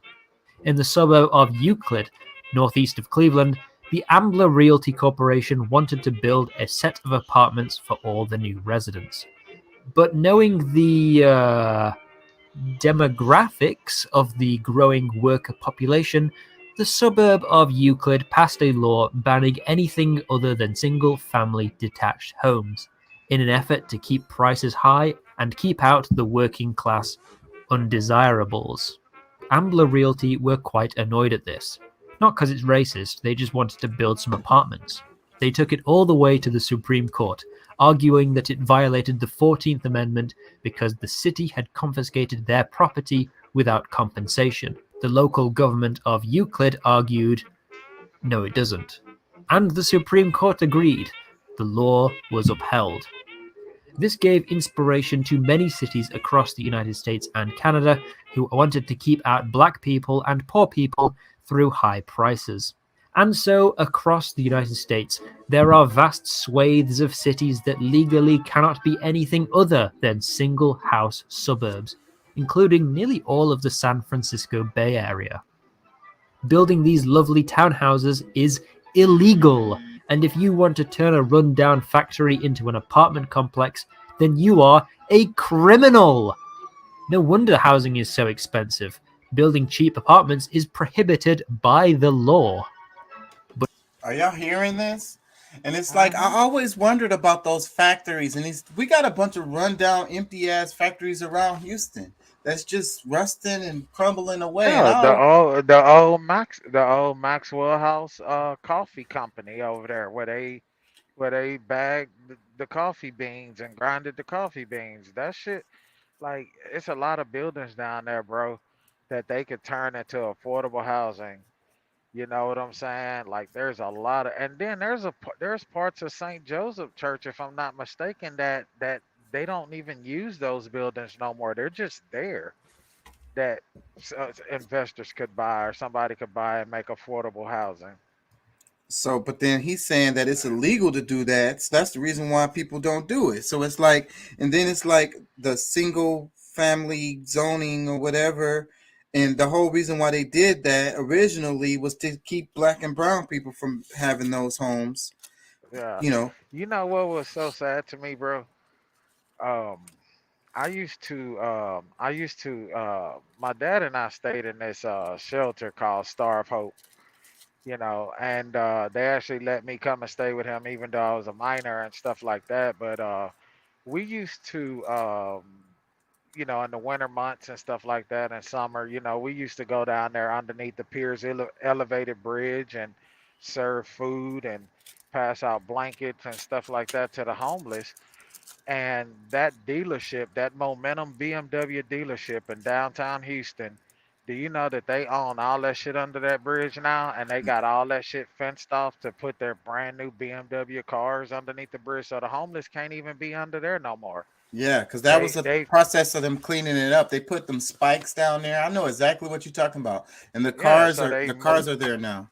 Yeah, and they moved so now you see all of the homeless underneath the 4559 interchange over by Emancipation Park, you know, which is totally unsafe for them because they're right there where there's high traffic and people constantly going through there speeding. You got all those clubs over there where shooting goes on.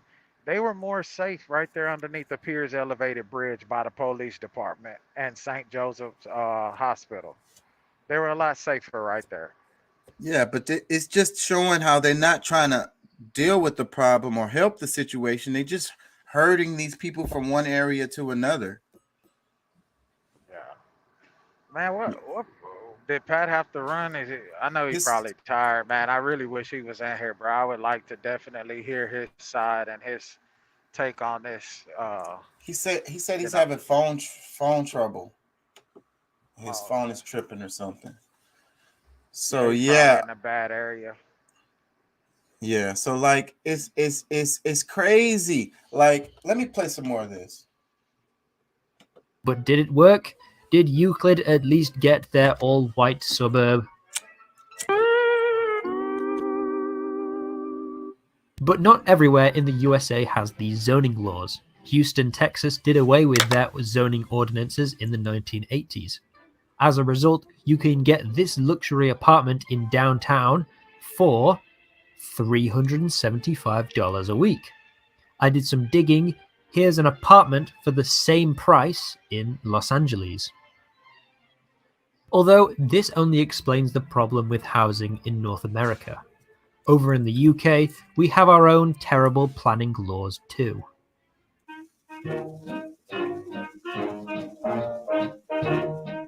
Prior to the Second World War, if you owned a piece of land in Britain, you could do whatever you wanted with it. Build houses, demolish houses, make a park, construct a statue of your favorite racist, etc. In the 1930s, Britain was building 4 times as many houses as we do today, because if you wanted to, you could just build a house on the land that you own. This has its benefits. It was a factor in our recovery from the Great Depression and made up 17% of the country's economy at the time. It also has its drawbacks. Victorian London was hideously ugly. But in 1949, the Labour government introduced the Town and Country Planning Act, and now you need local government permission, as well as the permission of all the local residents, to do any of these things on your own land. The act made it unnecessarily harder to build more houses, and as such, it set us on this path of economic and social decline. Clement Attlee, widely regarded as one of the best prime ministers in UK history, actually did more damage to the British economy than anything since the plague.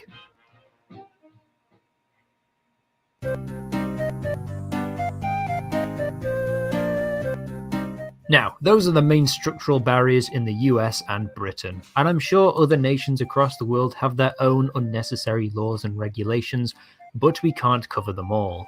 But if there's one thing I'm sure all countries with housing crises have in common, it's the phrase, "not in my backyard." A NIMBY is someone who opposes, tooth and nail, every potential construction of new housing in their area. This is the town they've lived in all their lives. Why should it have to change now? All these new residents will ruin the neighborhood, take up too much space. Criminals could move here. Poor people could move here.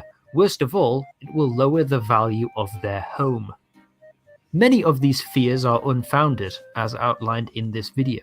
But one thing that does come up a lot with NIMBYs is that they think it will ruin the neighborhood character. Many European capitals are filled with quaint, picturesque houses that would be ruined if you dumped a massive steel and glass apartment building next to them. Aside from the fact that a tent city of homeless people looks far worse than this building ever could, perhaps your time could be better spent arguing against ugly houses, not just houses in general. One proposal in the UK right now is to allow individual streets to democratically vote on which pre-approved design they want the new housing development to be. Housing gets built, local residents have no reason to oppose it, and the new builds are aesthetic.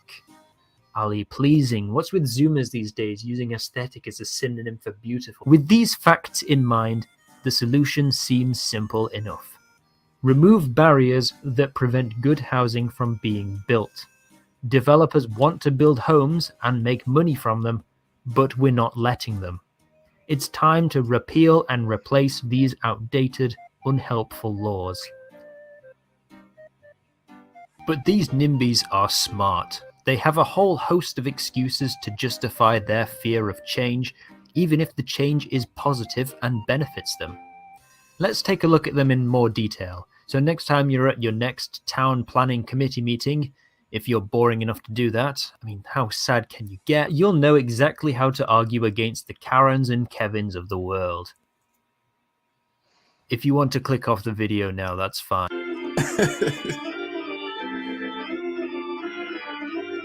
Some people out there might gonna say wrap it that after we this have enough segment. houses and it's just the greedy landlords and real estate sector that jack up prices. This isn't true, and we'll get onto that later, but the solution is not to put a limit on rent or house prices, otherwise known as rent controls. I will be the first to admit that for people who are renting, this policy can help. It protects them from landlords who arbitrarily hit them with rent increases. But that's the thing. It helps people who are currently renting, not future tenants. As evident in Berlin, where the amount of available housing dropped 30% and landlords instead started asking for other, more expensive ways to extract money from renters, like forcing them to buy their own furniture. In Stockholm, where after implementing rent control in 2011, the waiting list for an apartment is now 9 years, up from 5 years before the law was passed. In Boston, where rent control was found to benefit mostly wealthy white people. In St. Paul, where housing construction dropped 80% within the first 3 months of rent control being introduced. And in San Francisco, where a 2019 Stanford University report concluded, rent controls lowered the supply of rental housing in the city, but also shifted the city's housing supply towards less affordable types of housing that are likely to cater to the tastes of higher income individuals. Ultimately, these shifts in housing supply seem likely to have driven up citywide rents, damaging housing affordability for future tenants. By simultaneously bringing in higher income residents and preventing displacement of minorities, rent control has contributed to widening income inequality in the city. I will summarize with a quote from Swedish economist Assar Lindbeck, who wrote in 1971 that, next to bombing, rent control seems in many cases to be the most efficient technique so far known for destroying cities. Oh, the immigrants. Hold on. The New Zealand political class love to blame rich Americans, the Chinese, and refugees as a reason why they need to cut immigration and ban foreigners from buying property in the country. This is strange because a government report in 2016 already discovered that, and I quote, because I couldn't find a Kiwi to voice this bit, visa-controlled immigration into New Zealand, and specifically Auckland, in the recent past has had a relatively small impact on house prices compared to other demand factors. You guys are lazy, just build more houses.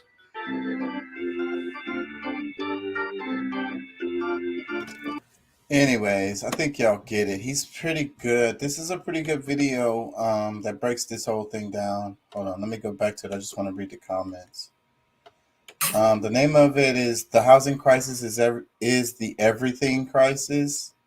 Brit Monkey is the name of the channel.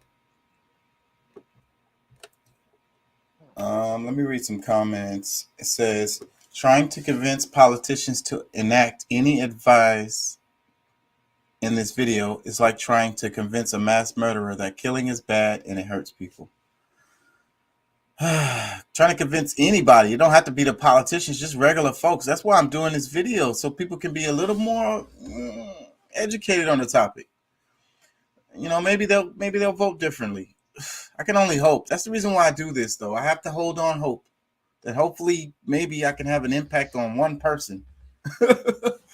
Let me read another comment. It says, I want to just say that in Japan, housing is replaced, not resold at very, very high rate. You see, people do not want to live in homes that have been used before, for the most part, unless they hold historical significance. I can't quite remember the reasoning for it, but it's entangled with the evolution of certain cultural values and ideas. So houses are not resold very often, and when they are, they hold almost no investment value, which creates a totally different market value, which is really so cool. Since houses do not retain value for resale, this fact also explains the number of houses being built. Since new couples are far more likely to fund the construction of a new property rather than buy a used home, there are a few documentaries on YouTube about it. If people are interested, I can find some links. Must have put some links on here, because what is this? I ain't never even seen this before. Anyways, moving on. It says, the more I think about the fact that I can't afford a house, the more I just want to give up. Everything sucks. Man, and that's the thing. Like they was talking about productivity. So people's productivity go down also, you know. They spend so much time commuting. I think he was going to talk about that on the part that I didn't play. They spend so much time commuting that it brings down their productivity. Yeah. And people not having a home. I mean, you know, having to come home. Anyways, let me read some more comments. It says, design like the Dutch, build like the Chinese, house like the Finns. If they can do it, we all can. The CO2 emissions of concrete is a hit we'll have to take, but it will be offset with the great reduction of car use. I live in the Netherlands, and all things mentioned in this video about it are not just true, but they create a fantastic living environment. I can't even drive a car, not because of personal defect, but simply because I have no need to. I can get anywhere I want with my bike and by train. So imagine if here in Houston, you could get everywhere you wanted to get to by train and by bike. Like imagine if you lived the in Cyprus or Katy or maybe Missouri City, and you could get around wherever you needed to get to on bike or train. How different do you think the city would be? Shit, it would be a lot better. It wouldn't be as much traffic out here. It would be a lot better, bro. Just think if they had a train, not necessarily a bus, but just think if they had trains like the Metro Light Rail, Yeah. where they could actually run from downtown Houston back up to Cypress, Woodlands, Kingwood, Yeah. West Houston, out there around Katy. Just think if they could do something like that, bro. Like, I mean, I know that it would take a lot of engineering and money, but just think about that though, bro. Like that would like people wouldn't have to commute. There wouldn't be so many fatality accidents in Houston alone, bro. You should see the traffic coming from West Houston into downtown Houston, or the people that are commuting from the Woodlands or Conroe to downtown Houston. And the You know what I'm stress saying? and the road rage, people be having medical emergencies Yeah, dude. stuck So on the just freeway. think about it, bro. If you get off of work let's say you can't get off of work until 4, and you're coming from downtown, and you got to travel from the southeast side of town, which is downtown area. Yeah, downtown is southeast, right? Yeah, that's southeast, southeast, southwest, however you want to put it. But and you got to go all the way back up to the northeast side of town, which is the Woodlands, Kingwood, all in that area, bro. The amount of traffic that you face, and then you got to get home. Let's say, you got to try to get back up that way, get your kids from daycare, get home, try to cook That dinner, get the kids settled in. By the time just think about it, as a mother that's having to do that shit, by the time she gets any blink of a chance for herself, dude, she's fucking exhausted. yeah. All she And what wants to kind of do is take life? a shower and lay down, What and then kind of life? What kind of quality of life is that? And man, I avoid 45 North. I've been, I'm a native Houstonian, grew up in Houston. 45 has been 45 is scary. 45 North is scary. It's stressful. They drive differently on there. Like it seems like the fatality wrecks be on there all the time. Like people drive really crazy because they got to get. It takes them an hour and a half, 2 hours to get, home. So they drive really really crazy. Yeah, I think if it was me and I lived in the Woodlands or Conroe area, and I had to drive to downtown Houston for work, like I would definitely be advocating for myself to have, my start time at work would be 5 a.m., which means I would leave my house about Yeah, 3:30. That way, when I get to work, traffic is behind me. It's just getting ready to start. yeah, And I want to make sure. But with Houston, see, that's the thing about Houston, dude. The way that it's developed, it wasn't, it's not really developed for traffic because we don't have the amount of space. There's really no linking roads here or there. You know what I'm saying? Like it's just But it was it's built this way. Somebody did planning, civil engineering. Somebody did the math and everything. That shit was planned. They didn't yeah, have to build it this way. cause it's like when I'm up here around like Dallas Fort Worth area. You know what I'm saying? Like I'm up here. I don't necessarily have to jump on 45 right away. Like I can hop on a back Texas highway or US highway, and then their toll road system up this way is totally different than what we have too. You know what I'm saying? Their toll road systems take them out through like, rural areas, where the traffic is not as bad. It's 80 mile an hour. You can hop on that to avoid the traffic, like I get in traffic sometime depending on which way I have to travel for a delivery, but there's so many different ways around traffic up around the Dallas Fort Worth area. Even with Austin, you know what I'm saying? If you're in downtown, like you can jump off on East Side Boulevard or something and go around and bypass 183 and all that shit and come up, like there's ways around the traffic, bro. I want to read two more comments and then move on to the next thing because I have to cover that because I keep saying I'm going to cover it. I'm starting to get tired, so I got to get onto that. Let me read this, though. As a 20-year-old student bathing in debt, being denied a place in a dorm due to not participating in student events outside of academic work, and being fed promises by the Russian government about getting a flat for 10 years, my father is a retired military officer. I can say that for a lot of young people, getting a home, not a house, just a flat, seems like a faraway dream. I spend all the money I earn on renting a room and buying food, occasionally going out with friends. Thank God my family is supported and always buys me clothes, medicine. By the way, this shit is so expensive. But due to recent events, there's a lot of them, left my ass off. The price of renting goes higher and higher. Meanwhile, there's less and less job opportunities for young people without a college degree. There's a joke in Russia that you need to get a university degree to work at McDonald's, and now that shit is closing in Russia. I can only be thankful for my parents that I have a place to stay, but my mother has to pay for her apartment for 15 more years to close a mortgage. Anyway, good night. Thanks for cheering me up 2 in the morning. One more comment because this one caught my eye.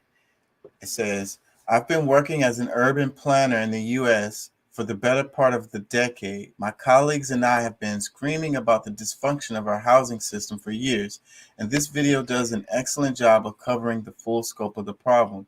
The fact that more denser housing isn't a global priority is wealth hoarding, plain and simple. I'm commenting because I believe that more people need to see this and understand how we are undermining our own future.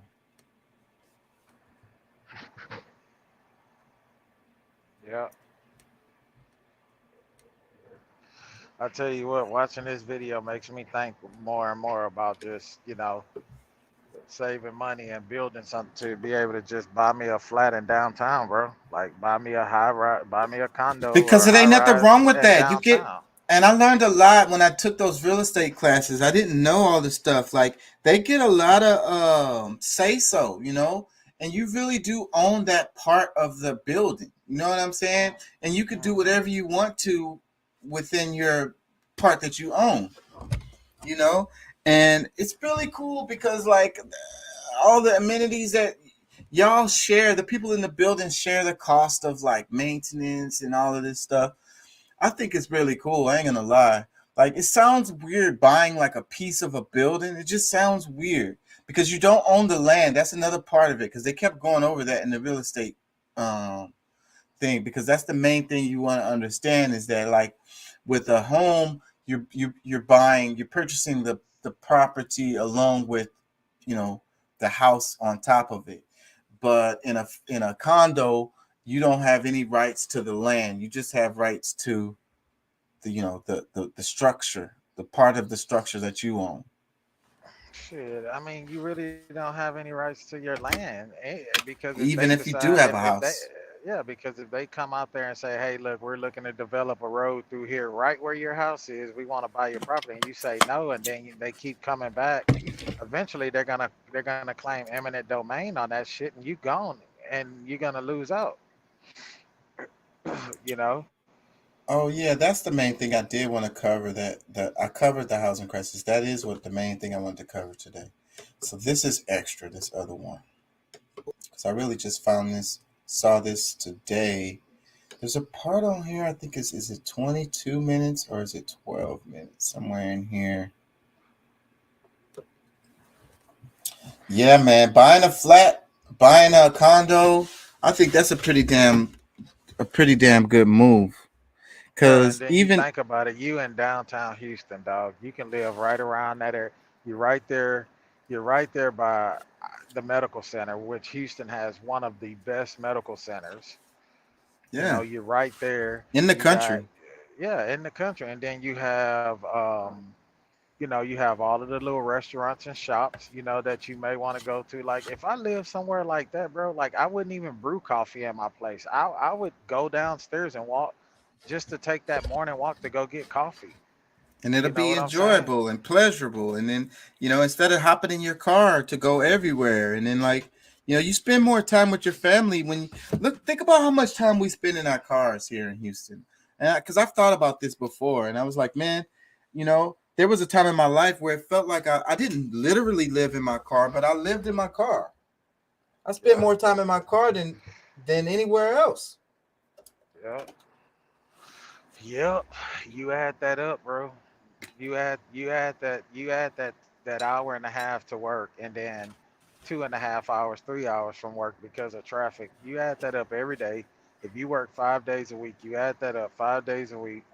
Then you know, do that on a monthly basis, and then you do your quarterly basis, and then a yearly basis, bro. Like the time But that you spend in that car, it's a you lot might as well just buy you a house. I mean, buy you a condo in downtown. And I because believe that's why so many doctors and shit like that work downtown. I mean, you have some that live out in the suburban areas, but a lot of the younger ones, they're buying right there. You know, a lot of the restaurants that my wife and I and my kids that we go to in downtown, there's apartments on top of them. Like, bro, that'd be so cool. Like, like fuck it. You know what? Let's just go downstairs. You know, there's so many restaurants within walking distance, and then now they got the electric bikes if you don't want to pedal a bike. Like it's so many means of commuting. I mean, it would be a little bit further of a drive for me to go to work, which I'm not tripping on that because I'm gone for 6 days, so it's not a big deal. but for the family, the benefits for them would be worth it. And even if y'all change your mind later down the line, these lofts, those property values are going up. They keep building up those areas, especially over there in Midtown. You could pretty much bet that whatever you pay for that loft, it's going to be worth more than that. You know, when you're ready to sell it. Yeah, exactly. So it's an investment too. Yeah, man. Yeah, and just think if you can buy either in Midtown or if you can buy over on that Allen Parkway side. Look at that beautiful trail that they got over there. That shit goes from one end of downtown to the next. Damn It's near. really You know nice. what I'm That's saying? where Yeah. we went down there and did some canoeing this past weekend on the Yeah. bayou. You could go down there and rent a canoe and get on the bayou and go as far as you want. That thing goes so far. That same trail is the bayou. Damn, that's cool. I didn't even know they had canoeing down there. Yep. The kayaks, canoes. Yep. You could just rent one. They do it on Friday, Saturday, and I think Sunday. I want to Oh, say. okay. Oh, that's what's up. Yep. Go down there, rent canoe, get on. It was hot as hell, man. It was over 100 degrees. I thought I was gonna die, but I had a good time.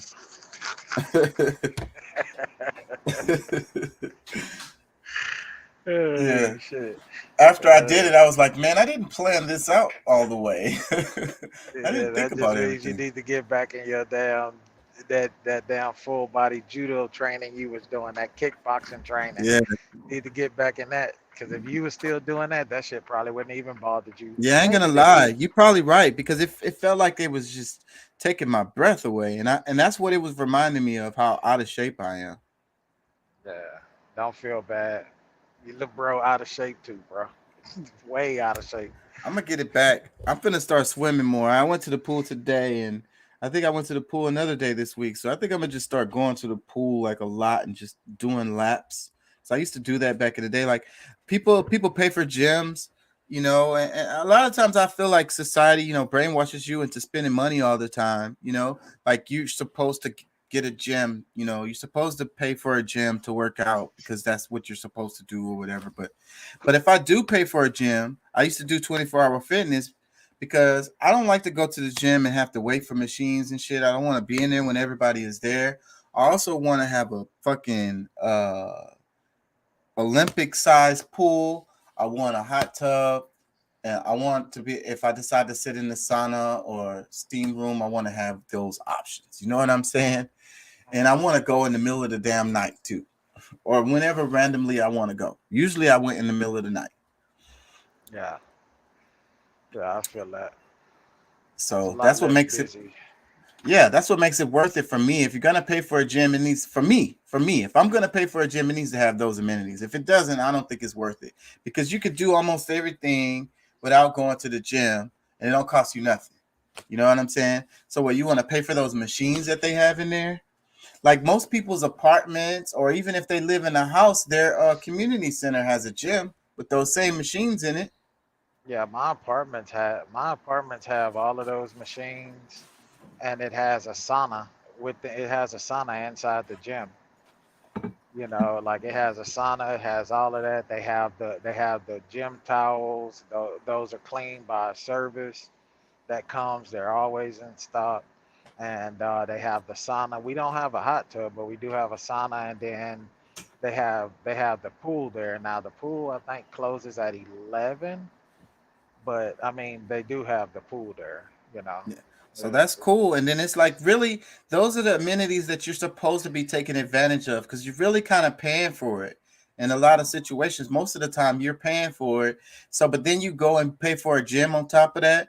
You're supposed to take advantage of those amenities that you have to make your life better instead of spending more money. But the society, everybody, the media, it tells you, to have fun or you're supposed to spend money. Like, whenever you go out with the kids or you're supposed to spend money. But I got 3 kids and I've been doing this for a minute, and you could go take the kids and have a whole lot of fun and not barely spend a couple of dollars.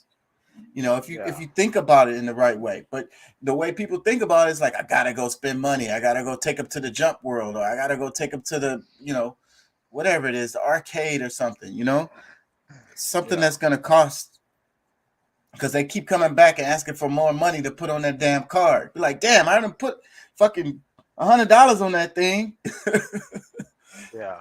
Need some more? Yeah. I let mine know. Say, look here. Once that's out, that's it. You better hope you got enough tickets to buy that little bullshit in that gift shop.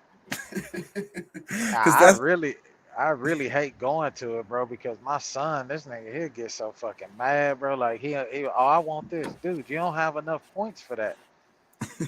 Then he be looking at me. Well, can't you buy it? No, bro. Because that should be way overpriced, and that's part of the trap. Because you get over there, and the kid is like, "Man, I really want that," and it's like they're like, "Well, it's $344. You could get it if you want." Like $344 for like for inflatable stuffed animal or some shit. Yeah. That's why I don't even take them to that shit like Dave and Buster's and all that shit. Yeah. They start talking about that, I'll be like, nah. I tell him real quick, like, we can go to Top Golf. We can go do that. Exactly. Dave and Buster's. That's a good example. They have the putt-putts, and they have we did that not that long ago. But I went go-kart driving. That shit was expensive. I ain't gonna lie. But yeah, you could go out there and just do the driving ranges, like Top Golf, and those stuff don't cost a lot, and you go out there and be out there all day, and everybody have a good time. I like to do family stuff, where everybody, because sometimes you go and you take the kids and you spending a bunch of money and you're sitting around and you're not really enjoying this. Hopefully they have some alcohol so you can get through this, So but there's so many other things, and one of the things I like to do is go to the park. It's really simple, Go to the park, and that's another one of those amenities that we should take advantage of in our neighborhoods and whatever, you know. And again, you're probably paying for it, so you should take advantage of it. But yeah, taking the kids to the park and let them run around and you run around with them, whatever. Try to climb Bro, the.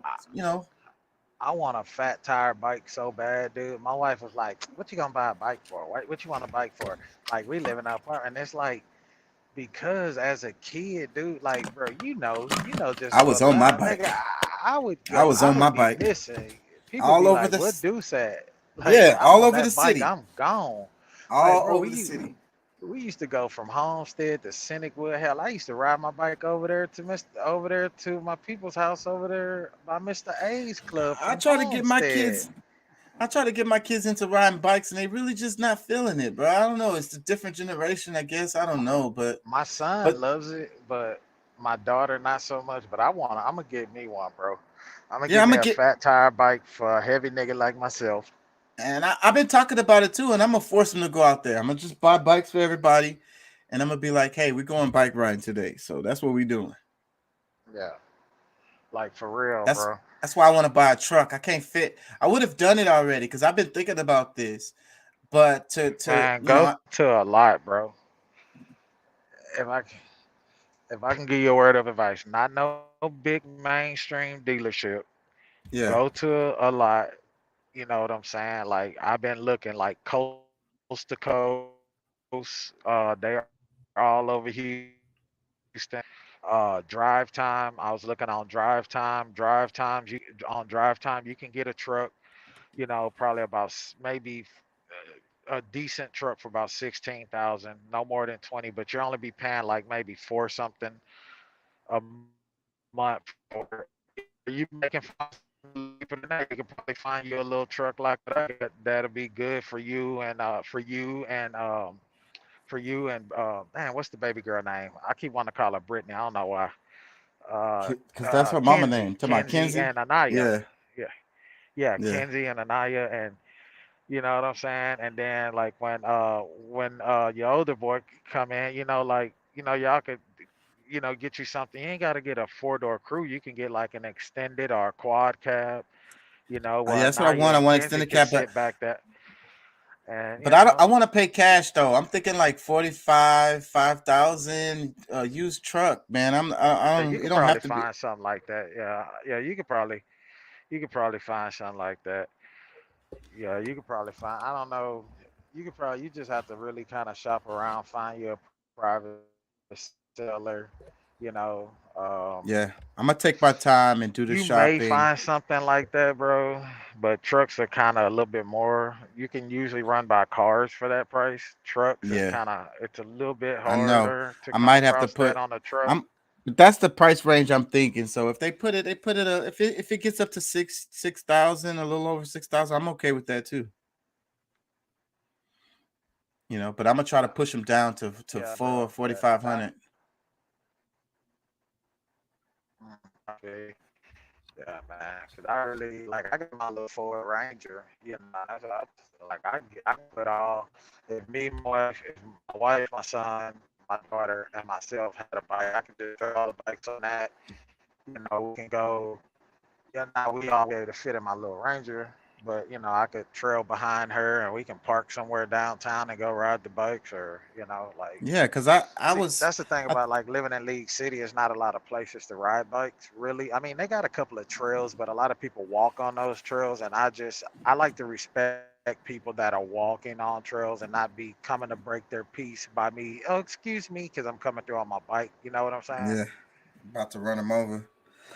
Yeah, so that's Yeah. why I was thinking because I had my little car, and I don't know if it was my daughter's bike, somebody's bike was moving around. It was so much trouble to move it around in the car, and I didn't have no thing. I guess you can get the little things to put the bikes on top, but I want it to be like, it might be like three bikes, and I don't know. That's a whole one of the main reasons why I want to buy a truck because I like to go to the beach. I like to go fishing, and stuff like that. So I want to just be able to throw everything on the back of the truck and just so it won't be it's a hassle, you know. Yeah. And I want it to be extended cab so I can fit And everybody. on Saturday evenings or Sunday evenings where he does in Houston, and like it'd be like I watch his videos on Instagram. I follow him on Instagram, and bro, it'd be thousands of people, and they be rolling through downtown on their bikes, dude. That shit looks so cool. People be out there on their bikes. They had the little buggies with the blinking light with their dogs or their kids in the little buggies while they pedaling the bike. Like that shit And look and, fun and, as fuck, bro. and that's what I was about to say, because I'm right here next to Memorial. I've been thinking about moving more into there if I can, but it's funny when you go to nice neighborhoods, you start seeing that a lot. Like especially like in the morning times, the parents are taking their kids to school. They're like walking them to school, or they got bikes with the baskets and stuff like that. And like getting out of school and all of that, and then like on the weekend, you see all of the families out there on their bikes. It seems like when you go to nice areas, you see people like on their bikes and walking around and doing that kind of shit. It seems so cool to me, like to ride your kids to school on a bike instead of driving them to school. Yeah, yeah, bro. Yeah, you got me on this bike blast, cause I'm finna like, yeah. But I've been wanting me a fat tire bike, bro. You've probably seen them before. It's a fat I know tire exactly bike. what Like I know. I go ahead, my bad, bro. I was just saying, I know exactly what you're talking about, man. Those are really nice. They ride smooth as fuck too. It's really better because like those the curbs and stuff. I know about bikes. So freaking hitting those curbs or all terrains, like if you off the path, those tires are really good, and they ride really smooth. It's like a Cadillac bike. Yeah, yeah. I test rode one. They had one out there at Academy, and I was like, I asked the person, like, man, can I take it for a spin around the parking lot? I ain't gonna stay. It was like, here's my driver's license. He was like, nah, man, go ahead. That shit rode so smooth, bro. The only thing I would change, because they got a lot of butt, put a big old The seat on that seats, the motherfucker. seats are Give me always a a bigger problem. seat. The Yeah. seats are always a problem. Even that's always a problem. I used to build bikes and shit. I fucked up my hand one day airing up a bike, because that's another thing. They used to have all of these bike shops back in the days, like places where you went and repaired bikes and stuff like that. Because I remember I used to go to this bike shop to work on my bike, and I remember one day I was there and I was airing up one of the tires, and you know how like you kind of like squeeze the tire to be able to tell when it's full enough or whatever. And I had my hand on the tire and I was like squeezing it, but I guess I was daydreaming or something. And I think it was like a pump. It was like the kind that you what the hell kind of, I don't, it doesn't matter. Compressor. I don't even remember. I'm trying to remember what kind it was, but I can't remember. But either way, I wasn't paying attention and I blew that fucking tire, and my hand was on the tire at the time. That freaking tire exploded. The inner tube exploded, and it burnt the shit out of my hand. Like I had like 4 fingers burnt. It was a real injury. Yeah, that was a compressor, bro. It wasn't nothing you was pumping on. That was a compressor. Yeah, because if it was a hand pump or a foot pump, you would feel the resistance. Once that inner tube gets overfilled, you would feel it. Like it'd be hard as fuck to pump it, but a compressor keep pumping that air in there because it's motorized. Yeah, that shit. Little one cylinder engine or 2-cylinder engine or something like that. Little 2-stroke or something. Yeah, so don't let nobody tell you that shit ain't dangerous, because I fucked my shit up with that shit. Oh yeah. Oh yeah, definitely.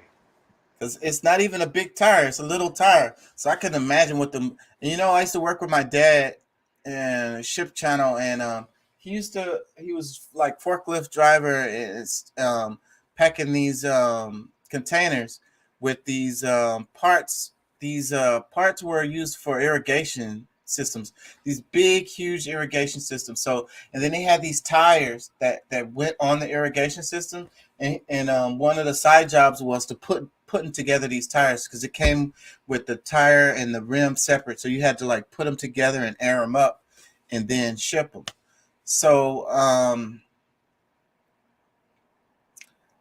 These tires are bigger than 18 wheeler tires. You know what I'm saying? They're like, I don't know, like they're big. They're like tractor tires, but bigger, even bigger. Yeah. And we used to have to air those up. So I couldn't imagine over airing one of them. That would probably kill you. Hell yeah. A 18 wheeler tire kill you if that bitch explode and you right there. Because a 18 wheeler tire, you got to think. Once that air goes in that tire, it's compressed. So you got 120 psi. If that tire's let's say you over, that's why with 18 wheeler tires, when they air them up, they put the tires in like a cage that's bolted down to a cement floor. That way, if it explodes, the most of the impact is within that cage. Yeah, Yeah. because if that sidewall blow out or that tire explode, dude, like, phew, that shit can kill you, dude. You got to think about that heavy ass 18 wheeler rim plus the tire that's compressed. So that 120 psi compressed is a lot greater than just your standard 120 psi. That shit is coming with a vengeance. It'll knock you the fuck out, kill you, bro. Like for real. Well, let me Tires are ask. dangerous. Airing up tires can be very dangerous, bro. Especially if you never air up a hot tire because that tire can explode, bro. Because you're putting cool air in a tire that's already hot, and you'll have what they call a rapid air loss, which is essentially a blowout. And you're right there. The shrapnel from that tire, the steel woven that's in that tire, that shit'll cut your ass up, bro. Yeah. So, what procedures do you go through dealing with airing up tires and stuff? Do you have a procedure, the safety protocols or something? Um, what I do if the tire is hot, I'm not putting no air in it. I'll check the tire pressure. I have a tire pressure gauge, and Well, I'll how do stick you it know the on the tire is valve hot? stem there. If the How do you know it's Well, I hot? mean, if you're throughout, if you're driving, your tire is hot. Like if you're driving down the road, your tire gets hot. Your tires heat up.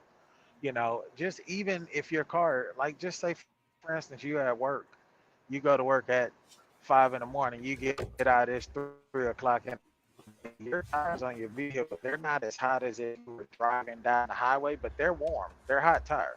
So, it's best to check your tires when they're cold. Like you're just getting up in the morning, you're getting prepared to leave the house. Go ahead and have a tire check valve. Just check your tire pressures all the way around. For most cars, I want to say the recommended tire pressure for most cars is like 35 psi. 35 to 36 psi. You know, uh, you check them when they're cold. That's the best time to check your tire. The it's been sitting overnight. You waking up in the morning, are you getting ready? Before you go, check your tires. That's the best. That's the best way to check your tire because even checking a hot tire, that like say for instance you've been driving down, like you're driving down the road and then your low tire pressure light comes on. You know what I'm saying? You can you like say for instance you're driving down the road and your low tire pressure light comes on your car. That can still be because I've seen videos and training videos because we do all these safety classes where a guy just simply goes and check the tire because it's showing low, and he go and put the tire check on there, or what they call that shit, uh, your tire gauge. Put the tire gauge on there, and the tire just fucking bursts on it. So like I say, the best advice I can give you, you want to check your tires in the morning, preferably in the morning. The car's been sitting overnight, you know, you check it before you take off rolling. If it's low at that point, then go ahead and air it up, and it tells you on the sidewall the recommended air pressure for your tires. You know, Duh. you should inspect your tires every day anyway. You should look at the sidewalls of your tires. If you're starting to see, or look at your tire tread. If you're starting to see uneven wear, that could mean that either that tire's been you've been running that tire in the It's low. It's not aired up to its proper deal. Either you got an alignment issue, you could have a strut issue. You should check your sidewalls for cracks. You don't want to be riding around and you got cracks in the sidewalls of your tire because that'll cause a blowout. Yeah, just little simple checks. Step 1, train the people only to consume. Step 2, infiltrate adults with the news. Step 3, indoctrinate the children through the schools and the music and the apps on the phones that they use. Step 4, separate the right from the left. Step 5, separate the white from the black. Step 6, separate the rich from the poor. Use religion and equality to separate them more. Step 7, fabricate a problem, made a lie. Step 8, put it on the news every night. Step 9, when people start to fight and divide, take control. This is called situational design. Love it. Doc sent That me sound like this. that. I was gonna say that sounded like that dude Brendan that be in here. If he made something that good, that would be really cool. Yeah, Doc sent me this, so I think that's pretty cool. I mean, I hope I don't get in trouble for playing it. I kind of want to play it again, but I'm not because I'm afraid. But that is pretty cool right there. Is there more? Is there captions? Step 1, train the people only to consume. I want to know more. It's weird how I just went to the little because it's a short. So those oh yeah, you can't put comments under the shorts. I'd like to hear some comments about that. It says we can be brainwashed if allowed. Oh, they got the whole song somewhere. I don't want to follow the link though. That's pretty cool. Pretty cool. I like it. Let me go back to the racism stuff. Piss everybody off right quick. There's a one point in this that I really want to cover. It's either at 22 minutes or it's at 12 minutes because my brain says 2. So it's either 12 minutes or 22. Let me see. Black militia that had been very effective. Well, as the U.S. came... Yeah, I think this is it. Let me take it back a little bit. So, Professor Anderson, could you talk about that? In particular, the role of Black militias, which you talk about in the book, their role in the early 19th century, to what use they were deployed, and then how it is that whites stripped Black militias of their official standing. Yes, and so in Louisiana, when it was still the Louisiana Territory, it was before the U.S. had purchased it, but it was on its way. It was on its way. You had a well-heeled, well-trained Black militia that had been very effective. Well, as the U.S. came in, one of the first cries coming out of white New Orleans was to strip the Black militia, disband the Black militia. Well, the governor, William Claiborne, at the time, at first he's like, yes, asking for more arms because we have all of these free Blacks and we've got these Black folks with arms. And so he's asking for more arms from the federal government. But then he starts noticing how effective this Black militia is. And so he tries to square the circle. White fear and the sense that the Black militia is the only real effective fighting force there, given all of the challenges that are happening in that territory at the time. And so what he comes up with is to remove the Black officer class from this Black militia and put in white officers, thinking that that will be enough for whites in New Orleans who want the Black militia disbanded. But then there is a massive, massive slave revolt coming from Charles Deslandes. And this massive slave revolt that included somewhere between 150 to 500 people headed to New Orleans, headed to what they believed was freedom, just sent terror through what is called the German coast of Louisiana. And so William Claiborne, seeing this massive movement, this massive slave revolt, in fact, begins to enlist the Black militia as part of the forces to take on this slave revolt. And the slave revolt is crushed. I mean, the U.S. Army comes in, the U.S. Navy comes in. You have the white militia that is there, but the Black militia is very effective. And so you have a Black militia fighting against Black folk who are enslaved and trying to be free. The reward that the Black militia received for this was a further push to be disbanded, further push to not have access to be able to purchase arms. They put a law in place that folks of color, Black people, could not buy arms. Then came the War of 1812, and Andrew Jackson is the leader, the military leader, and he sees the British coming in this Battle of New Orleans. And he sees this Black militia and he's telling Claiborne, we need them. This is an effective fighting force. And Claiborne's like, yes, they are, but I'm telling you, they're just not feeling it right now because of the way we treat them.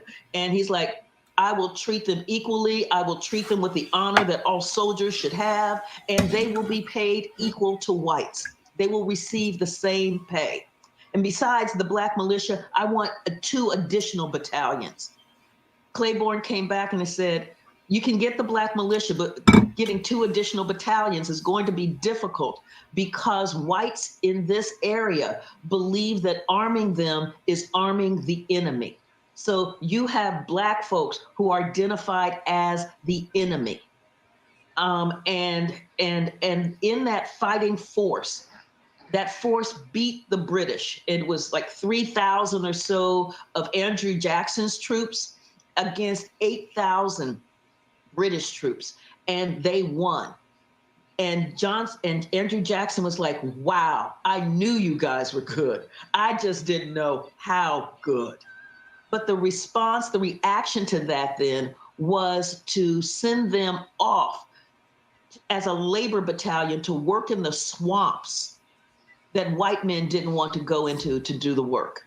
So you have this denigration of Black military contributions to fighting for America. And that was a consistent theme that we saw. So you get this erasure of this history, and this erasure for the men themselves who are doing the fighting, who are being wounded, who are dealing with the loss of their fighting brethren. That has been the sense that Black men under arms, they're a threat. And Black men who are trained how to use arms, they're really a threat. So they must be disarmed after they have served our purpose. So, yeah, so that is really interesting. It's like, the idea of the Black militia is interesting to me too, because I think about the community and we think about policing, who's going to police your community better than the community, and who's going to protect the community better than the community, So that's the thing that I think that's really interesting to me. This is a video from Democracy Now! The title of it is The Second, Carol Anderson on the Racist Roots of the Constitutional Right to Bear Arms. So basically, I'm going to go back to the beginning of the video so she can explain it, how she's saying that, there's racist roots in the Constitution related to the Second Amendment. And she's going to explain that. Let me read the caption underneath the video. It says, do African Americans have Second Amendment rights? That's the question Emory University professor Carol Anderson set out to answer in her new book, The Second, which looks at the constitutional right to bear arms and its uneven application throughout U.S. history.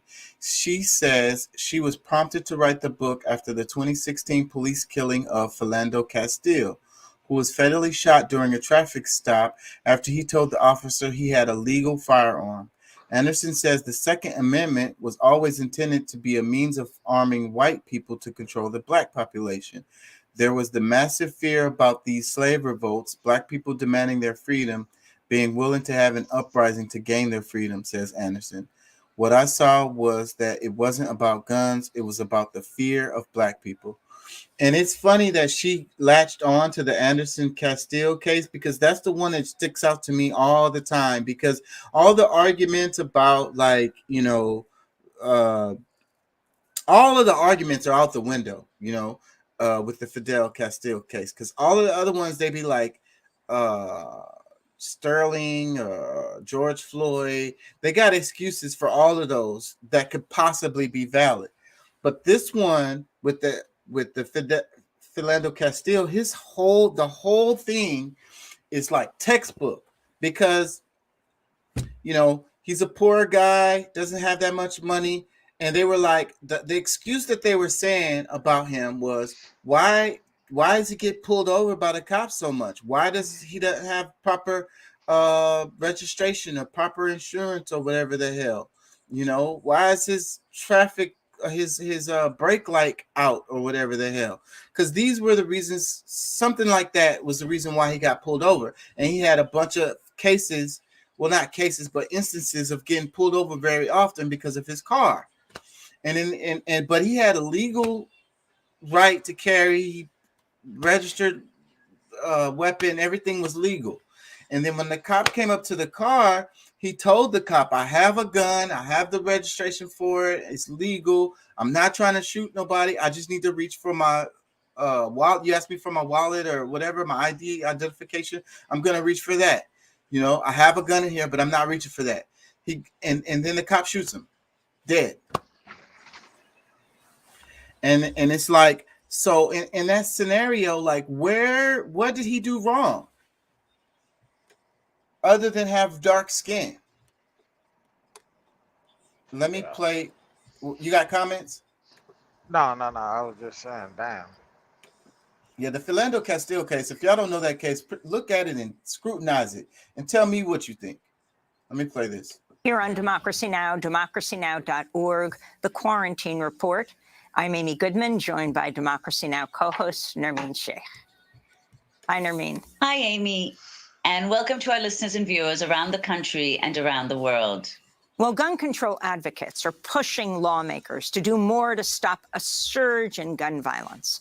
A recent study by Everytown for Gun Safety found gun violence took over 19,000 lives in the United States last year, a 25% increase from 2019. Gun sales are also soaring to record levels. Despite this, Republican lawmakers are pushing measures to loosen gun control regulations. In Texas, Governor Greg Abbott is expected to soon sign a recently passed bill which would allow Texans to carry handguns openly in public without a permit. It also allows people without a felony criminal conviction to carry a handgun without a background check. Abbott has praised the bill as the, quote, the strongest Second Amendment legislation in Texas history. Well, today we're going to take a deep look at the Second Amendment and its racist roots. We're joined by Carol Anderson, author of the new book, The Second, Race and Guns in a Fatally Unequal America. Professor Anderson details how the Second Amendment was written to empower local militia groups to put down slave revolts and protect plantation owners. She writes, the Second Amendment is, quote, rooted in fear of Black people to deny them their rights, to keep them from tasting liberty. Carol Anderson joins us from Atlanta, where she's professor at Emory University. She's also the author of One Person, No Vote, How Voter Suppression is Destroying Our Democracy, and White Rage, The Unspoken Truth of Our Racial Divide. Professor Anderson, it's great to have you back on Democracy Now! Congratulations on the publication of your book. And one warning, no sound bites. So this book is really an epic work. It is a retelling, a reframing of an amendment that we have rarely heard talked about in this way. Can you go back in time to the founding fathers, as they say, and talk about where the Second Amendment came from? Teach. Thank you. This emerged out of the fear of Black people from slavery. that there was this massive fear about these slave revolts, Black people demanding their freedom, being willing to have an uprising to gain their freedom. And what that meant then was that you had this language of, we've got to keep this ferocious monster in chains. And you saw with each revolt, with each uprising, a series of statutes being put in place to say that African American, that the enslaved, that Black people could not own weapons, that they could not have access to weapons. And you also saw the rise and the structure of slave patrols and militias that were there and designed to contain that Black population. As the nation began to develop, as you had this war of independence, there was this fear of arming Black people, the fear that even free Blacks who were armed would provide a kind of sense of what freedom looked like to the enslaved. But the exigencies of war required that arming, required having Black folks in the Continental Army. But as the nation developed after that war, one of the things that you had happening was with the Constitution, with the drafting of the Constitution, because the militias themselves had proven so untrustworthy, unreliable as a force to fight against the British invasion, that James Madison, in drafting the Constitution, had language in there that you would have federal control of the militia. Well, when the Constitution went up for ratification to the states, by the time it got to Virginia, the Anti-Federalists in Virginia were in an uproar. George Mason and Patrick Henry were thinking about this militia being under the control of the federal government. They were like, we will be left defenseless. We cannot trust the federal government that has these folks from Pennsylvania and these folks from Massachusetts to be willing to engage the militia when the slaves revolt. We cannot trust the federal government to protect us. We will be left defenseless. And they began to demand a Bill of Rights that would provide protection, that would curtail federal power. And they began to demand as well a new constitutional convention. That threat of what that meant sent James Madison into the first Congress determined to write a Bill of Rights that would quell that dissent, that would short circuit that movement for a new constitutional convention. And we've already seen what the power of the South has meant in terms of when the Constitution was being drafted itself, how the South said that we will not sign on to become part of this United States of America if we don't get the 3/5 clause, if we don't get 20 additional years on the Atlantic slave trade, if we don't get a fugitive slave clause. And so the South had already wielded its power in terms of being willing to scuttle the United States of America. And Madison believed strongly that this threat coming out of the Anti-Federalists in the South, out of Virginia, would do the same thing. And that becomes the basis for this Second Amendment. And can you talk about all of the players? I mean, you just mentioned James Madison, Patrick Henry, the slave states, and how this country came together based on this terror of slaves rebelling, enslaved people rebelling. Yeah, the enslaved people rebelling, and that fear that, so you have George Washington, who is a slave owner, who brings, in fact, some of his enslaved people to Philadelphia for the Constitutional Convention. You have Thomas Jefferson, who is not there, but he is writing into Madison, and Madison is writing to him. And one of the things that Jefferson is concerned about is slavery, is the way that it will it will be depicted. And so you have this silence. There's a silence in the Constitution. It's hovering over the formation of the Constitution, like Banquo's ghost, haunting it, in shaping it, but not being explicitly said. But it is the power that is creating this sophistry, this really weird, we believe in freedom and equality, but we want 20 additional years in the Atlantic slave trade. What they said in South Carolina was that South Carolina would be just a backward place. Our wealth comes from the Negroes. That is our natural resource, and we must protect it at all cost. So this is what is the part of the tectonic plates moving at this time in this founding of this nation. Professor Anderson, could you also explain the significance of the Uniform Militia Act of 1792 and its role in ensuring that weapons and guns remained in the hands of white people? Yes, and so one of the first laws passed by Congress was the Uniform Militia Act of 1792. What it said was that all able-bodied white men between the ages of 18 and 45 would have to be part of the militia. And so here in the law, it is specifying white men. And it said that they must own a gun. This is part of, the militia is part of citizenship.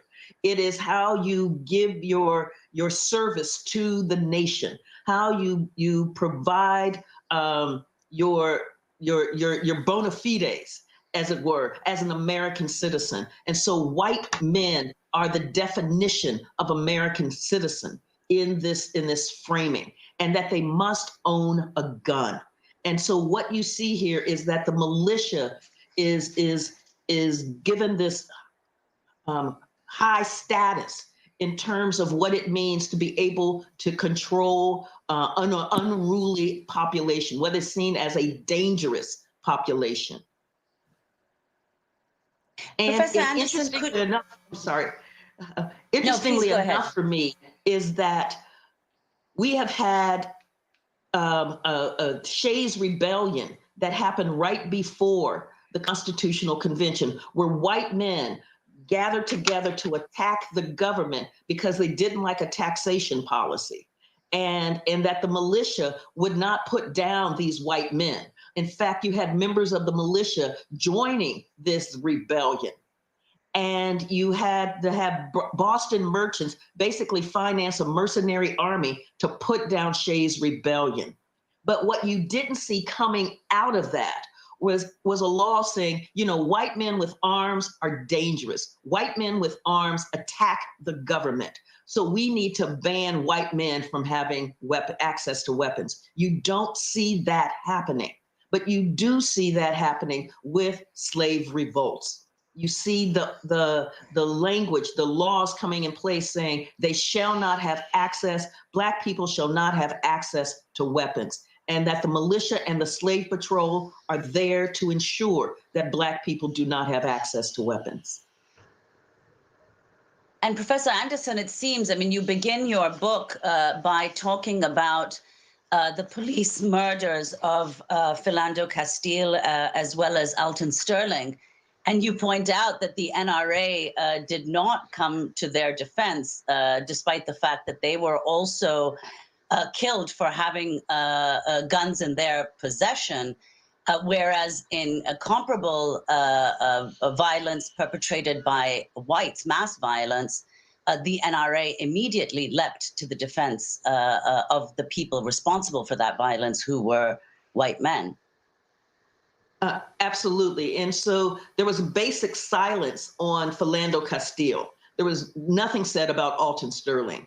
And what was said about Philando Castile from the NRA was, and this was only after being pushed by their African-American members, was that we believe that everyone, regardless of race, sexual orientation, should have access to guns, to arms. But nothing really substantive. What happened after Ruby Ridge and Waco, Texas, with the Branch Davidian was that Wayne LaPierre called out federal officers as being jackbooted government thugs who believe they have the right to storm into people's homes and take their guns and kill law-abiding citizens. Federal officers had been killed in those events.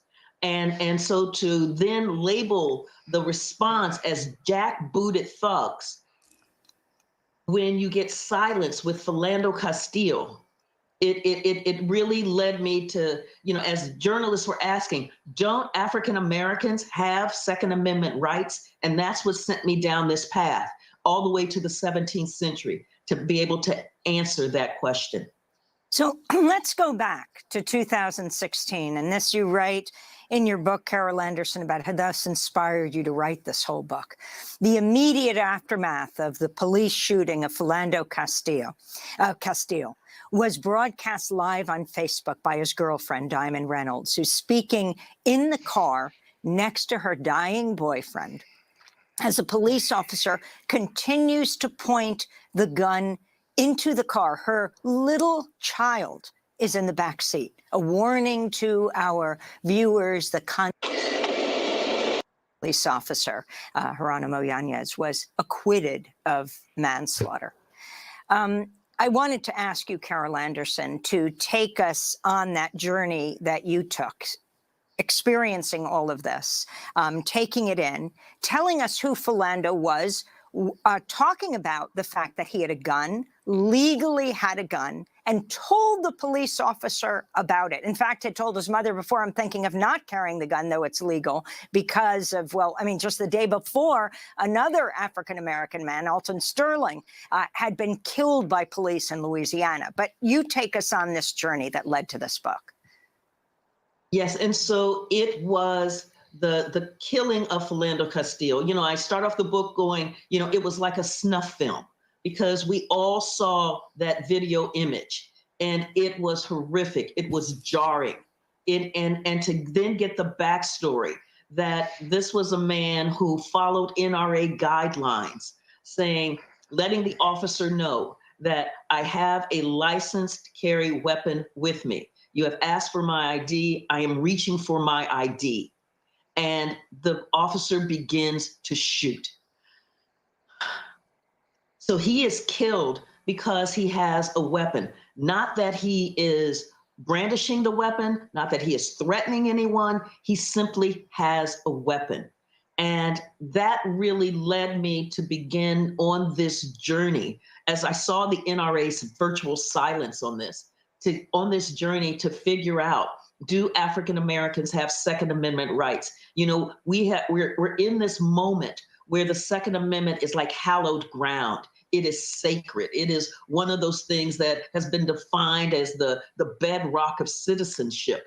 And so I started looking.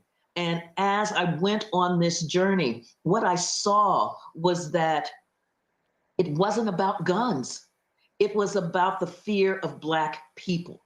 It was about the fear of Blackness. It was about the societal labeling of Black people as dangerous, as a threat to whites, and that this architecture comes in place in order to contain this Black population, in order to provide security and safety to the white community from this fear of Black people.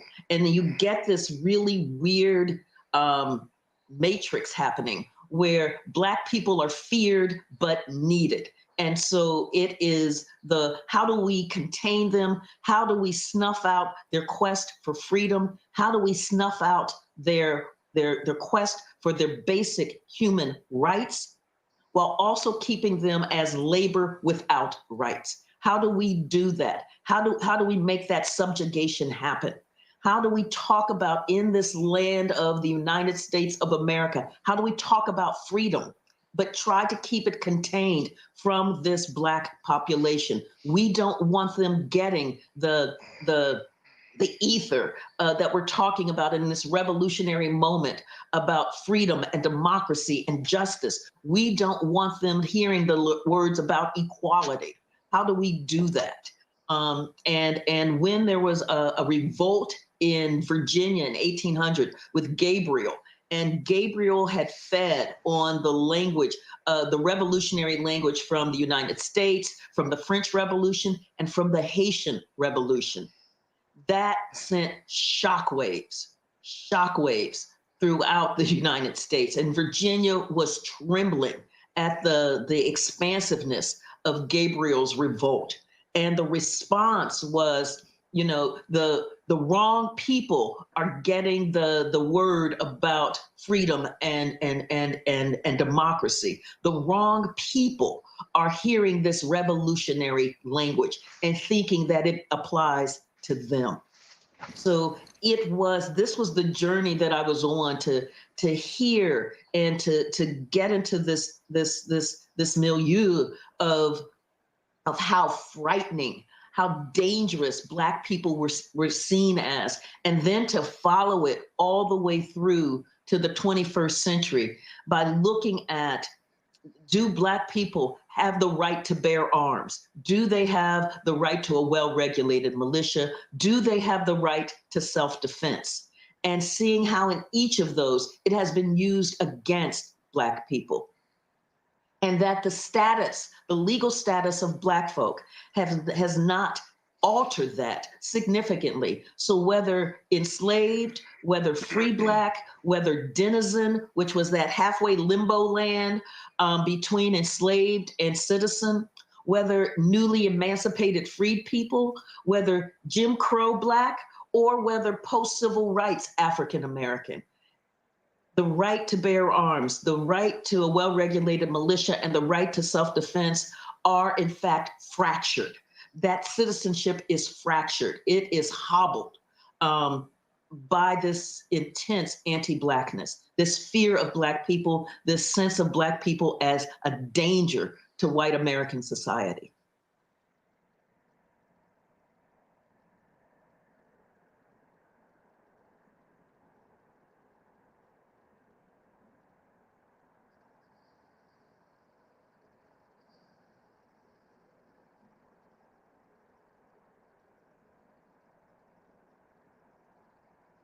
Did you stop it, Chaka? I can't hear anything.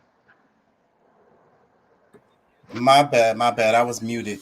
I muted myself and I forgot. So yeah, so what I was saying was this stuff is really painful to talk about, and it's really cool. Democracy Now! Does good segments every now and then, and I would say that this one is a really good segment. They let her talk. They didn't really interrupt her very much and let her freely like express her thoughts. And that's so that's what I'm saying. It's a really good segment. This is journalism right here. So whether you like it or not, or agree with it or not, or whatever. So, and like I say, this one is really tough to talk about. But who would have thought that the Second Amendment had some racist undertones? Go figure. What do you think? Shit. Me personally, you know, I have kind of, in a sense, always felt like the amendment was never intended for minority people of color, Black and brown people. Yeah. I have always felt that way, and that's why as much as my brothers and sisters would want to think or feel that it does protect us, it pisses me off so badly when they yelling at the cops in the field that this is my amendment, right? And it's like, bro, understand that this shit was never intended for you.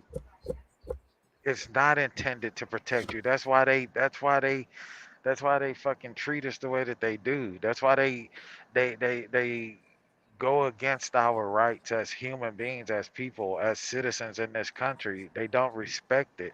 That's why they walk up to you and without identifying who you are, they want to handcuff you and slam you to the ground. And if you resist, they want to shoot and kill you because they don't care about you.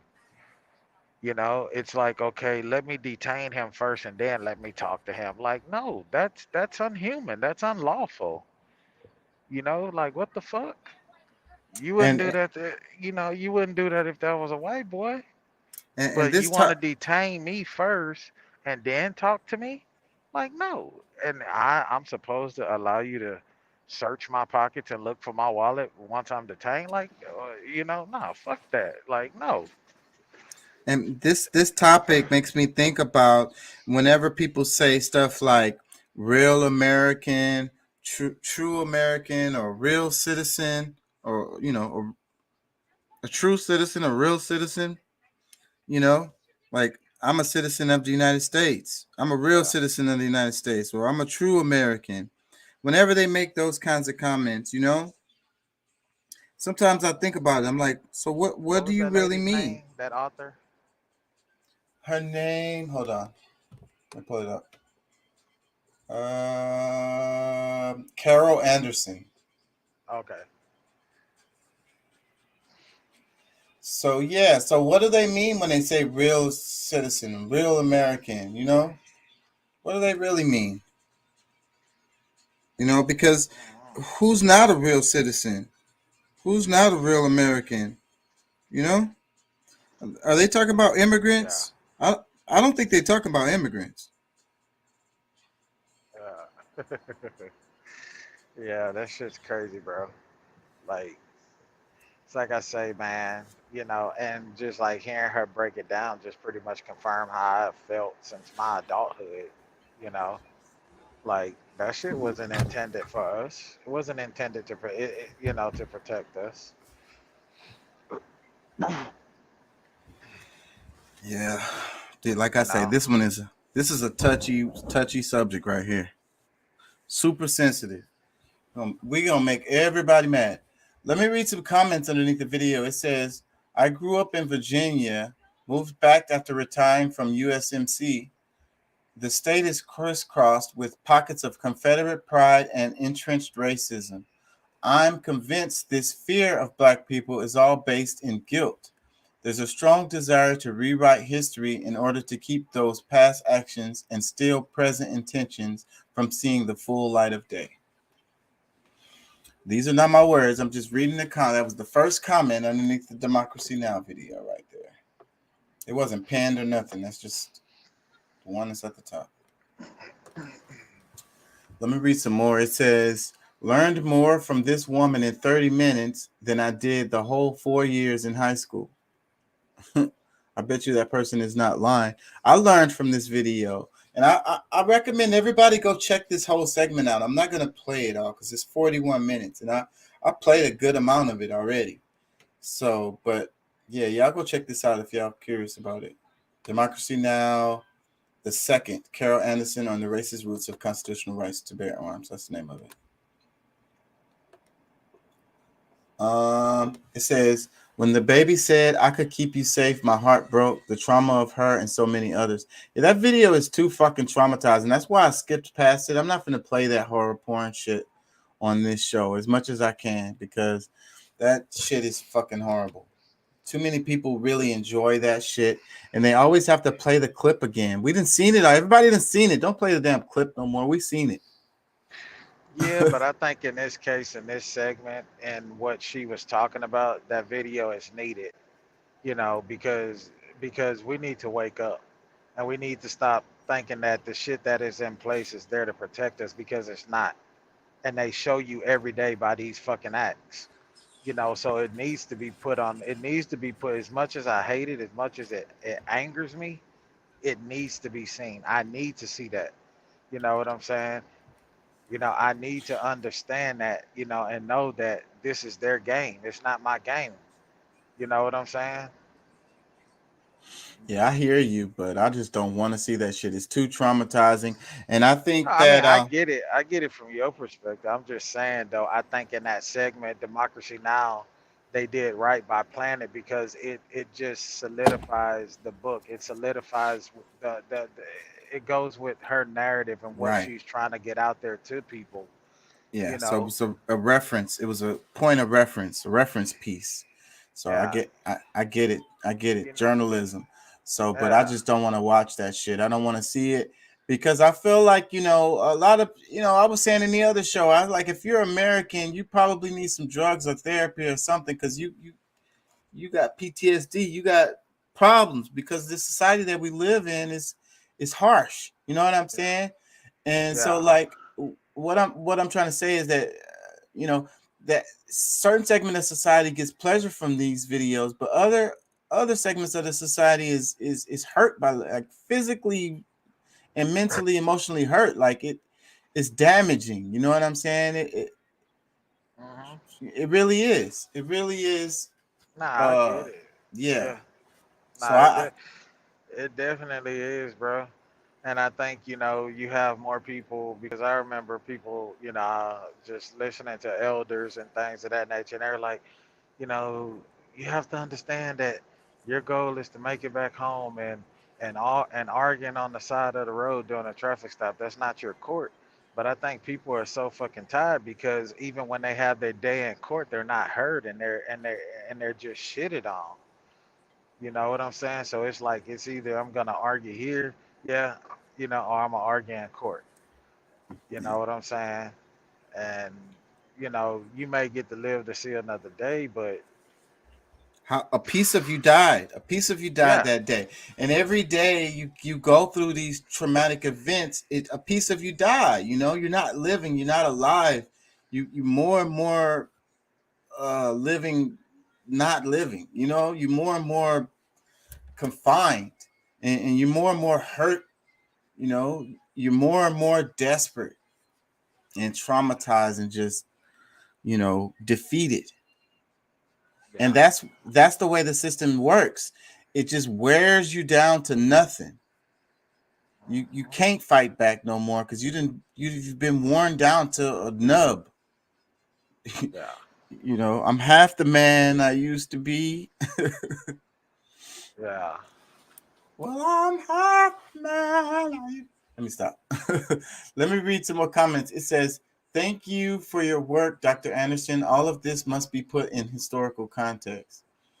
Another comment, it says, "As I started to watch this video, I wondered how Professor Anderson was able to summon the strength to tackle such a depressing subject. She is to be commended. I will purchase her book as her videos are always so interesting and informative." Like I say, this topic is really hard to talk about, and she talked about it very eloquently. And you could see how it was it was emotional for her. She had to breathe a few times.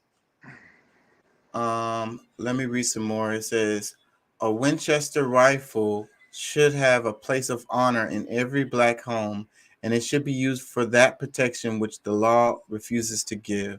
Ida B. Wells. I don't know if that person really got the point of the video, though. Let me read some more. It says, "Extremely informative. Thank you, Dr. Anderson. I'm interested in knowing your thoughts and how we resolve this grave injustice. I'm going to buy the book." Da-da-da-da-da.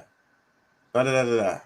Another comment. It says, "This proves a well-armed, organized community in control of its own land and resources is hard or impossible to oppress. This is a message for our African Americans today. If we want security, equality, and justice, get armed, organized, own your own means of sustenance, cooperatively, and cooperate with each other. Only our enemies will hate that." Man, that's a great fucking comment.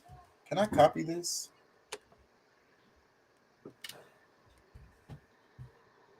That's what Pat's been pretty much preaching, bro. Yep. I gotta post that. Yeah, that's a perfect ass comment right there. And this is kind of why I wanted to cover this. And this was the thought I was thinking about. And that's why I played at the beginning when she talked about the Black militia. And then earlier we talked about how integration may not have been the best thing for Blacks. So imagine if integration never happened and Black people still had Black militias for their neighborhoods and communities and shit. How different would things be? And that's what I'm saying. Like, the police don't need to come in there. The militia can deal with all of that internal shit. So the militia is not going to just shoot down the people that they trying to protect. You know what I'm saying? And then, it's the cops drive around with the thing on their car that says to protect and serve, How protecting is? Who are you protecting and serving? How about that? And when you killed Philando Castillo in his car, who are you protecting and serving? What community are you protecting and serving? Yeah. That's why these people at the restaurant I work at always want to pay.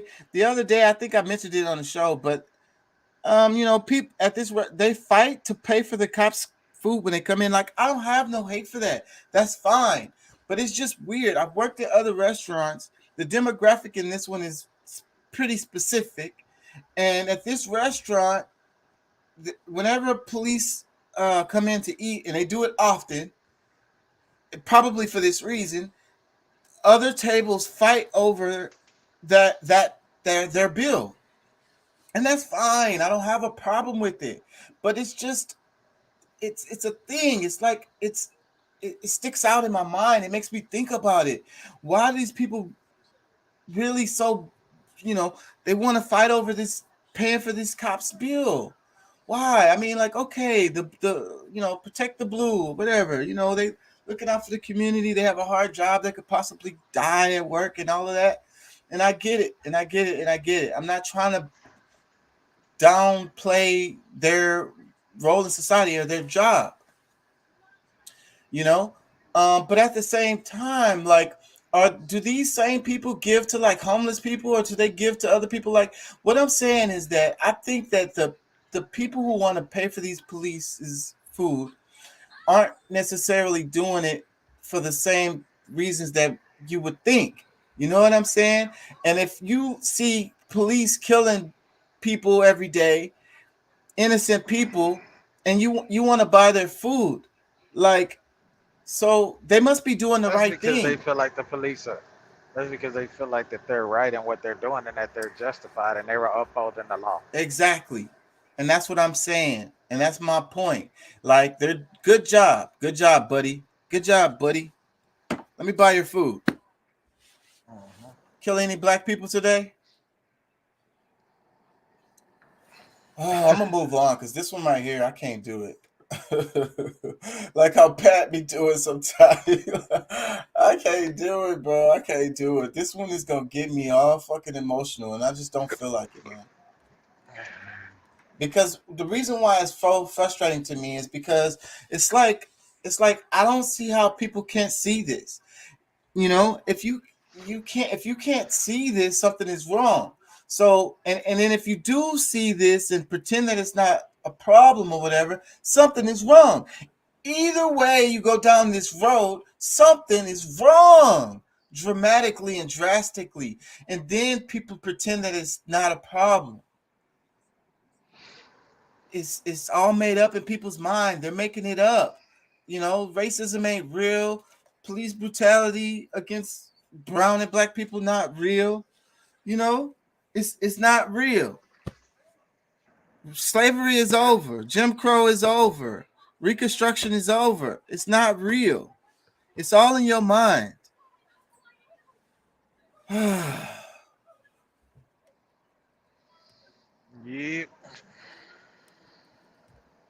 Anyways, that's why I get frustrated, because I can't see how anybody can continue to say these things. You're either delusional or severely ignorant. There's no other options.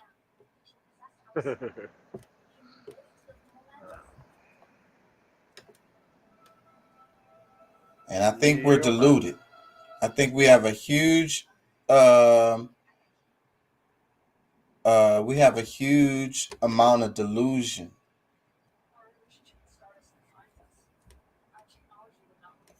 We can know.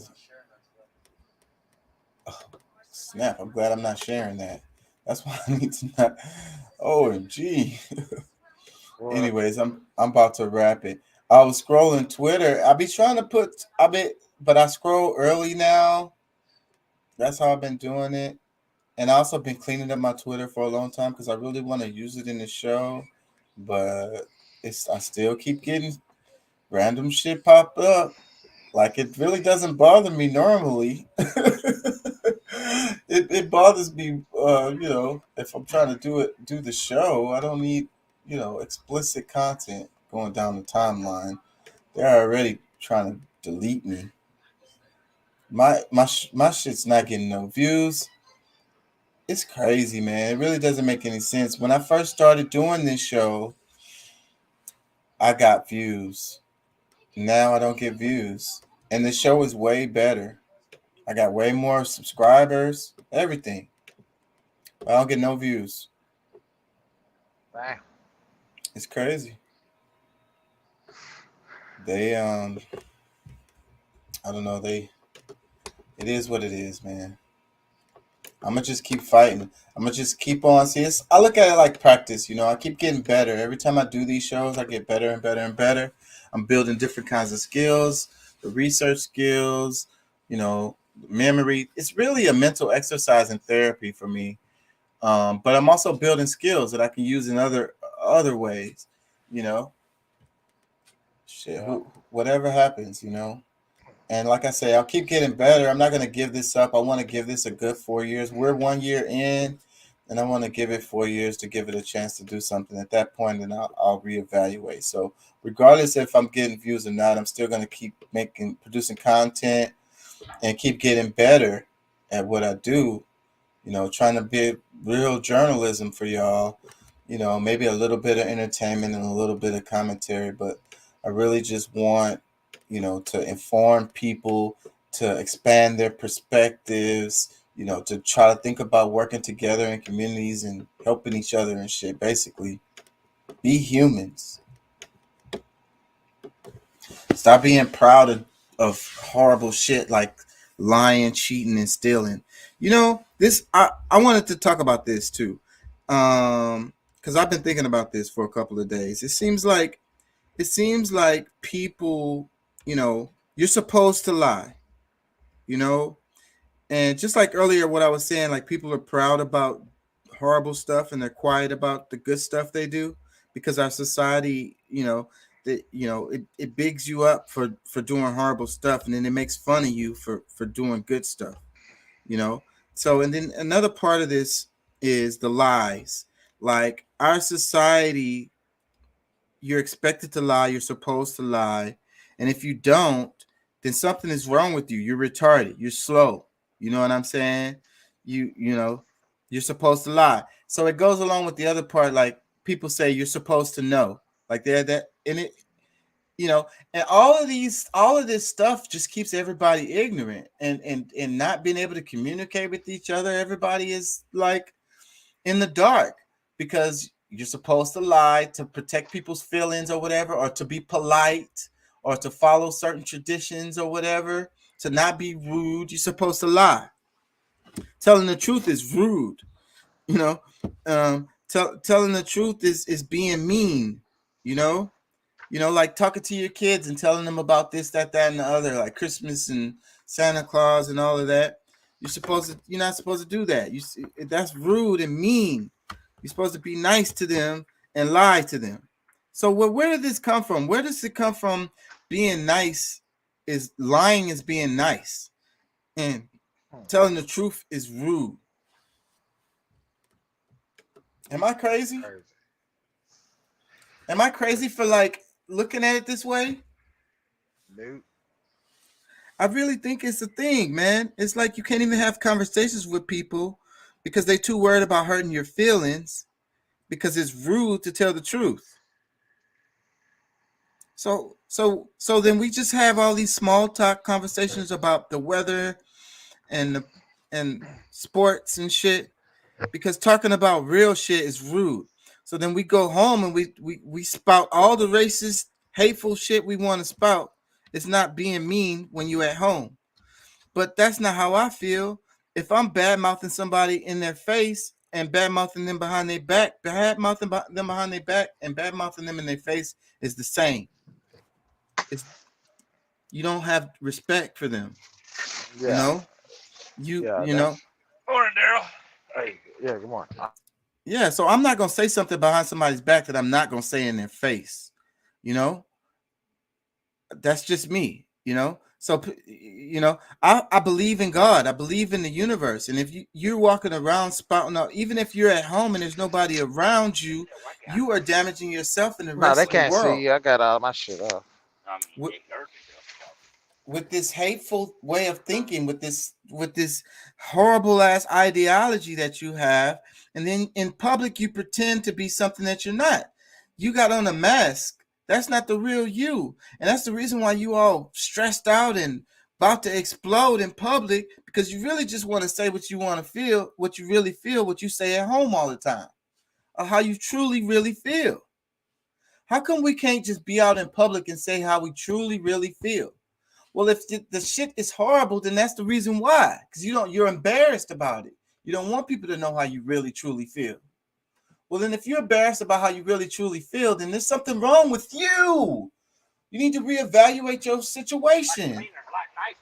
You need to do some Yeah. self-evaluations. Anyways, y'all. I'm getting tired and emotional. So I'm probably gonna wrap it. Damn it. I feel you. Yeah, man. I'm doing my. Yeah, I just got done driving. Shit, it's his turn, so we're doing driver switch. All right, man. Shit, I'm probably gonna wrap it. I may come on tomorrow, but I don't know. I work a double tomorrow, so I probably won't. It's already 3 a.m. Dang it. I got you. I'll be home tomorrow evening. Vacation starts. Oh, cool, man. How long you taking? I won't be back until not next week, but week after next. Yeah, because I'm on vacation from the 19th. From the 19th to the 22nd, I'll be on vacation, and then yeah, so yeah, next week. Not next week, but week after next. You know what I mean? Man, I already know you finna enjoy yourself with the family.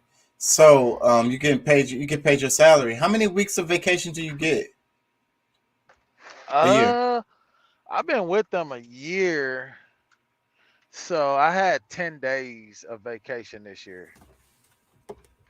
So I ain't gonna lie. Vacation time is one of the things I think about all the time. My old job that I left, and I really wish I had. Man, oh my God, I already had 6 weeks of vacation when I was there. Every year I had 6 weeks. I think I was about to be maxed out. I think they would have just gave me one more week. I was pretty much maxed out on vacation time. Man, that's the 401k, vacation, health insurance, dental. Um, I miss that shit. I miss and that shit. that's what you had at the job you just left. No, Oh, not the job I just left. No, I haven't oh, had that for years. I haven't had that since 2012. oh, okay. Shit, you can always get it back, bro. Yeah, I Great miss. jobs out there, nigga. That's what I've been thinking about it, man. And like all the stuff I'm doing in my life and all the accomplishments that trying to do or whatever. And then I think about it and I'm like, man, all I really want is like 6, 7 weeks of vacation, a fair salary, 401k, health and dental.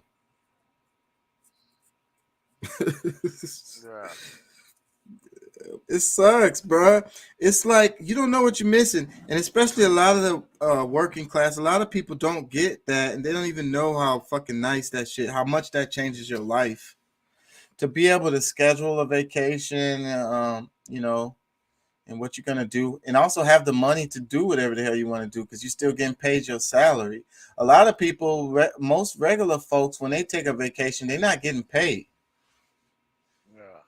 They're just taking time off. Yeah. Now we get paid. So I get 10 days of vacation and it goes up like every year. So 10 days, that's basically 2 weeks.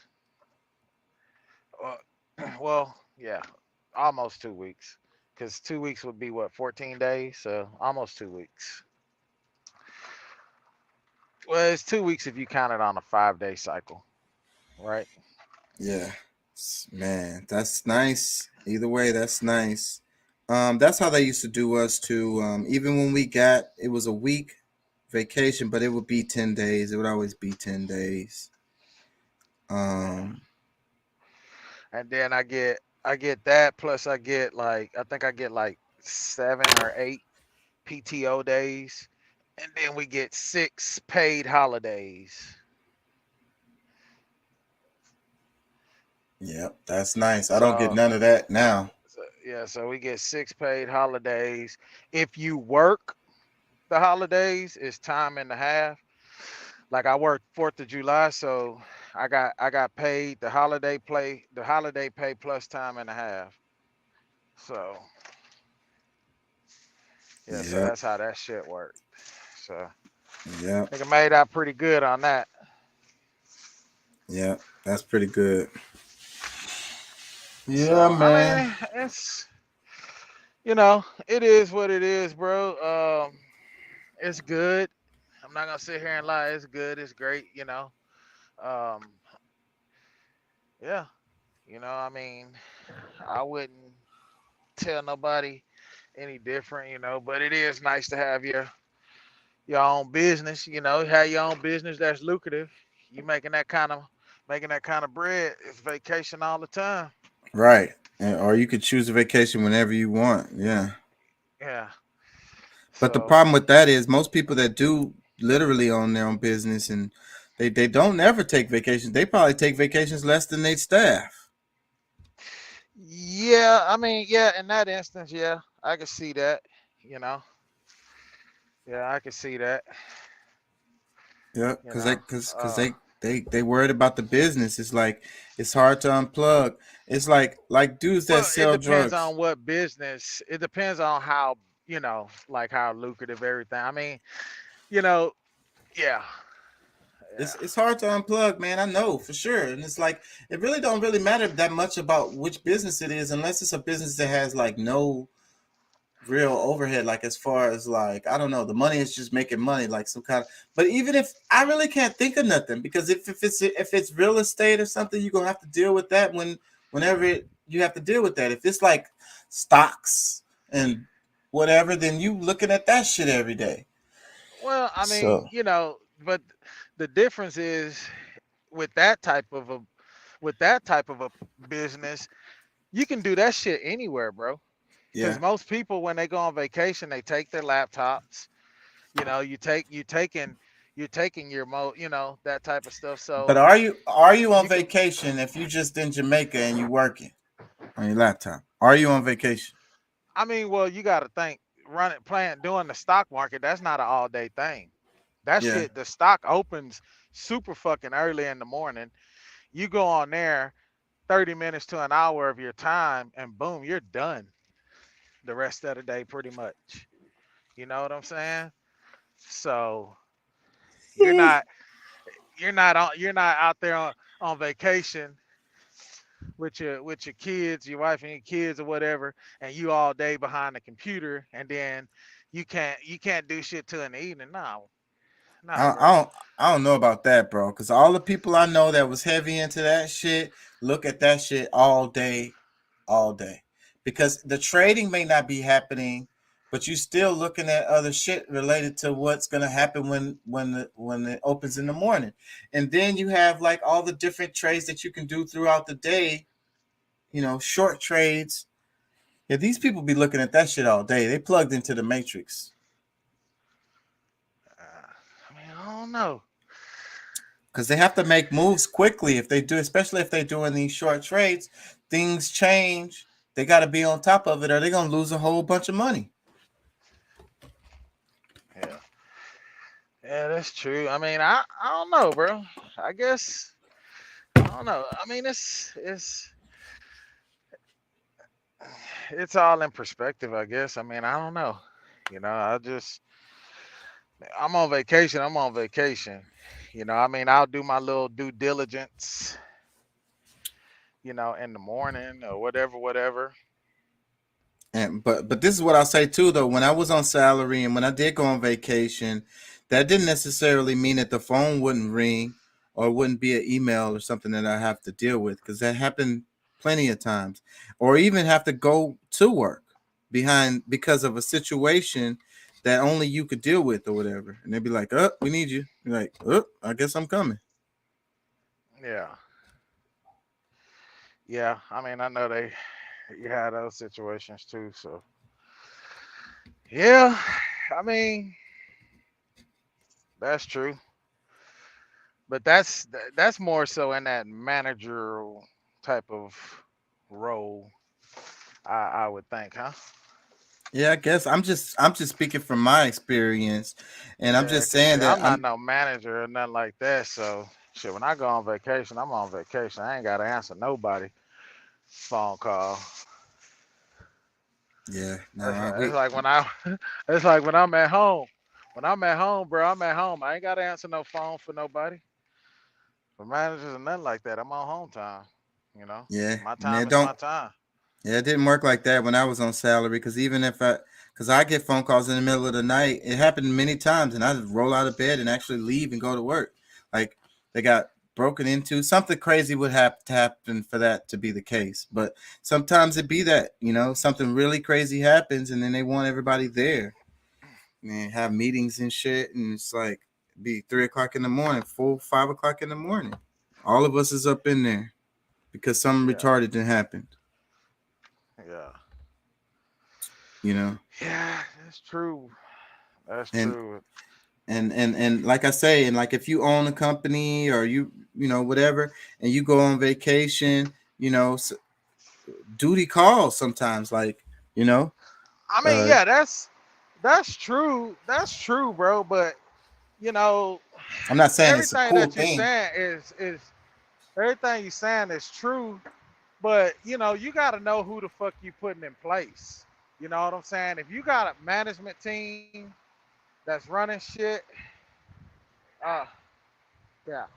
If you got a management team that's running shit, you know, you paying them like, bro, you should be able to go without them fucking with you.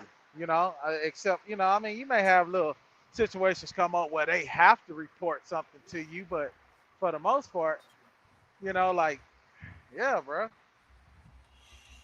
Yeah, it's just haven't been my experience, and I think that the higher you go up on the ladder, the more it's like shit. You don't have no personal time, even when you're on vacation or even when you off, especially if they paying you a lot. Yeah, Because if they call you or whatever, they send you an email or whatever, shit, that's your livelihood. You're gonna hit them back. You're gonna answer that call. yeah.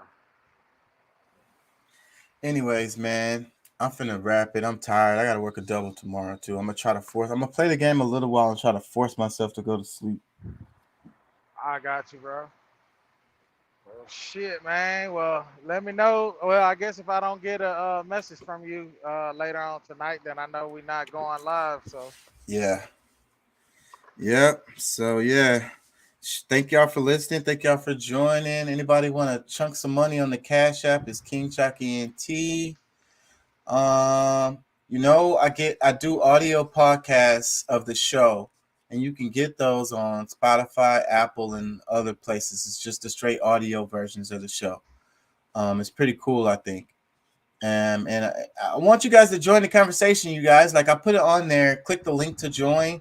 And I just have the regular people who join the show regularly, but I love to hear more people join the show and hear you guys' opinions. I really want to hear what you guys have to say about some of these topics that we talk about. And really, you guys are the ones that make the show, you know? I wish people weren't so afraid. Like, you don't have to show your face or whatever. You could just give your audio if you don't, and you don't have to give your real name. Nobody cares what your name is. But I would like to hear what you have to say, Join the show and chop it up with us sometimes. We'll be on here on Wednesday, Thursday, Friday, and Saturday nights. Come and chop it up with us. yeah, And the music, you can type what real is on Spotify. That's the best way to search for the music. It's KCE, King Chalky Entertainment, KCE. And yeah, there's a bunch of tracks on there, so y'all check that out too. Gotcha. Yep, Yeah, man. that's it, man. Peace and love. Thank y'all for joining. Y'all have a good night. All right, you too, bro. Peace All and right, love, man. all right, man. All right. Peace.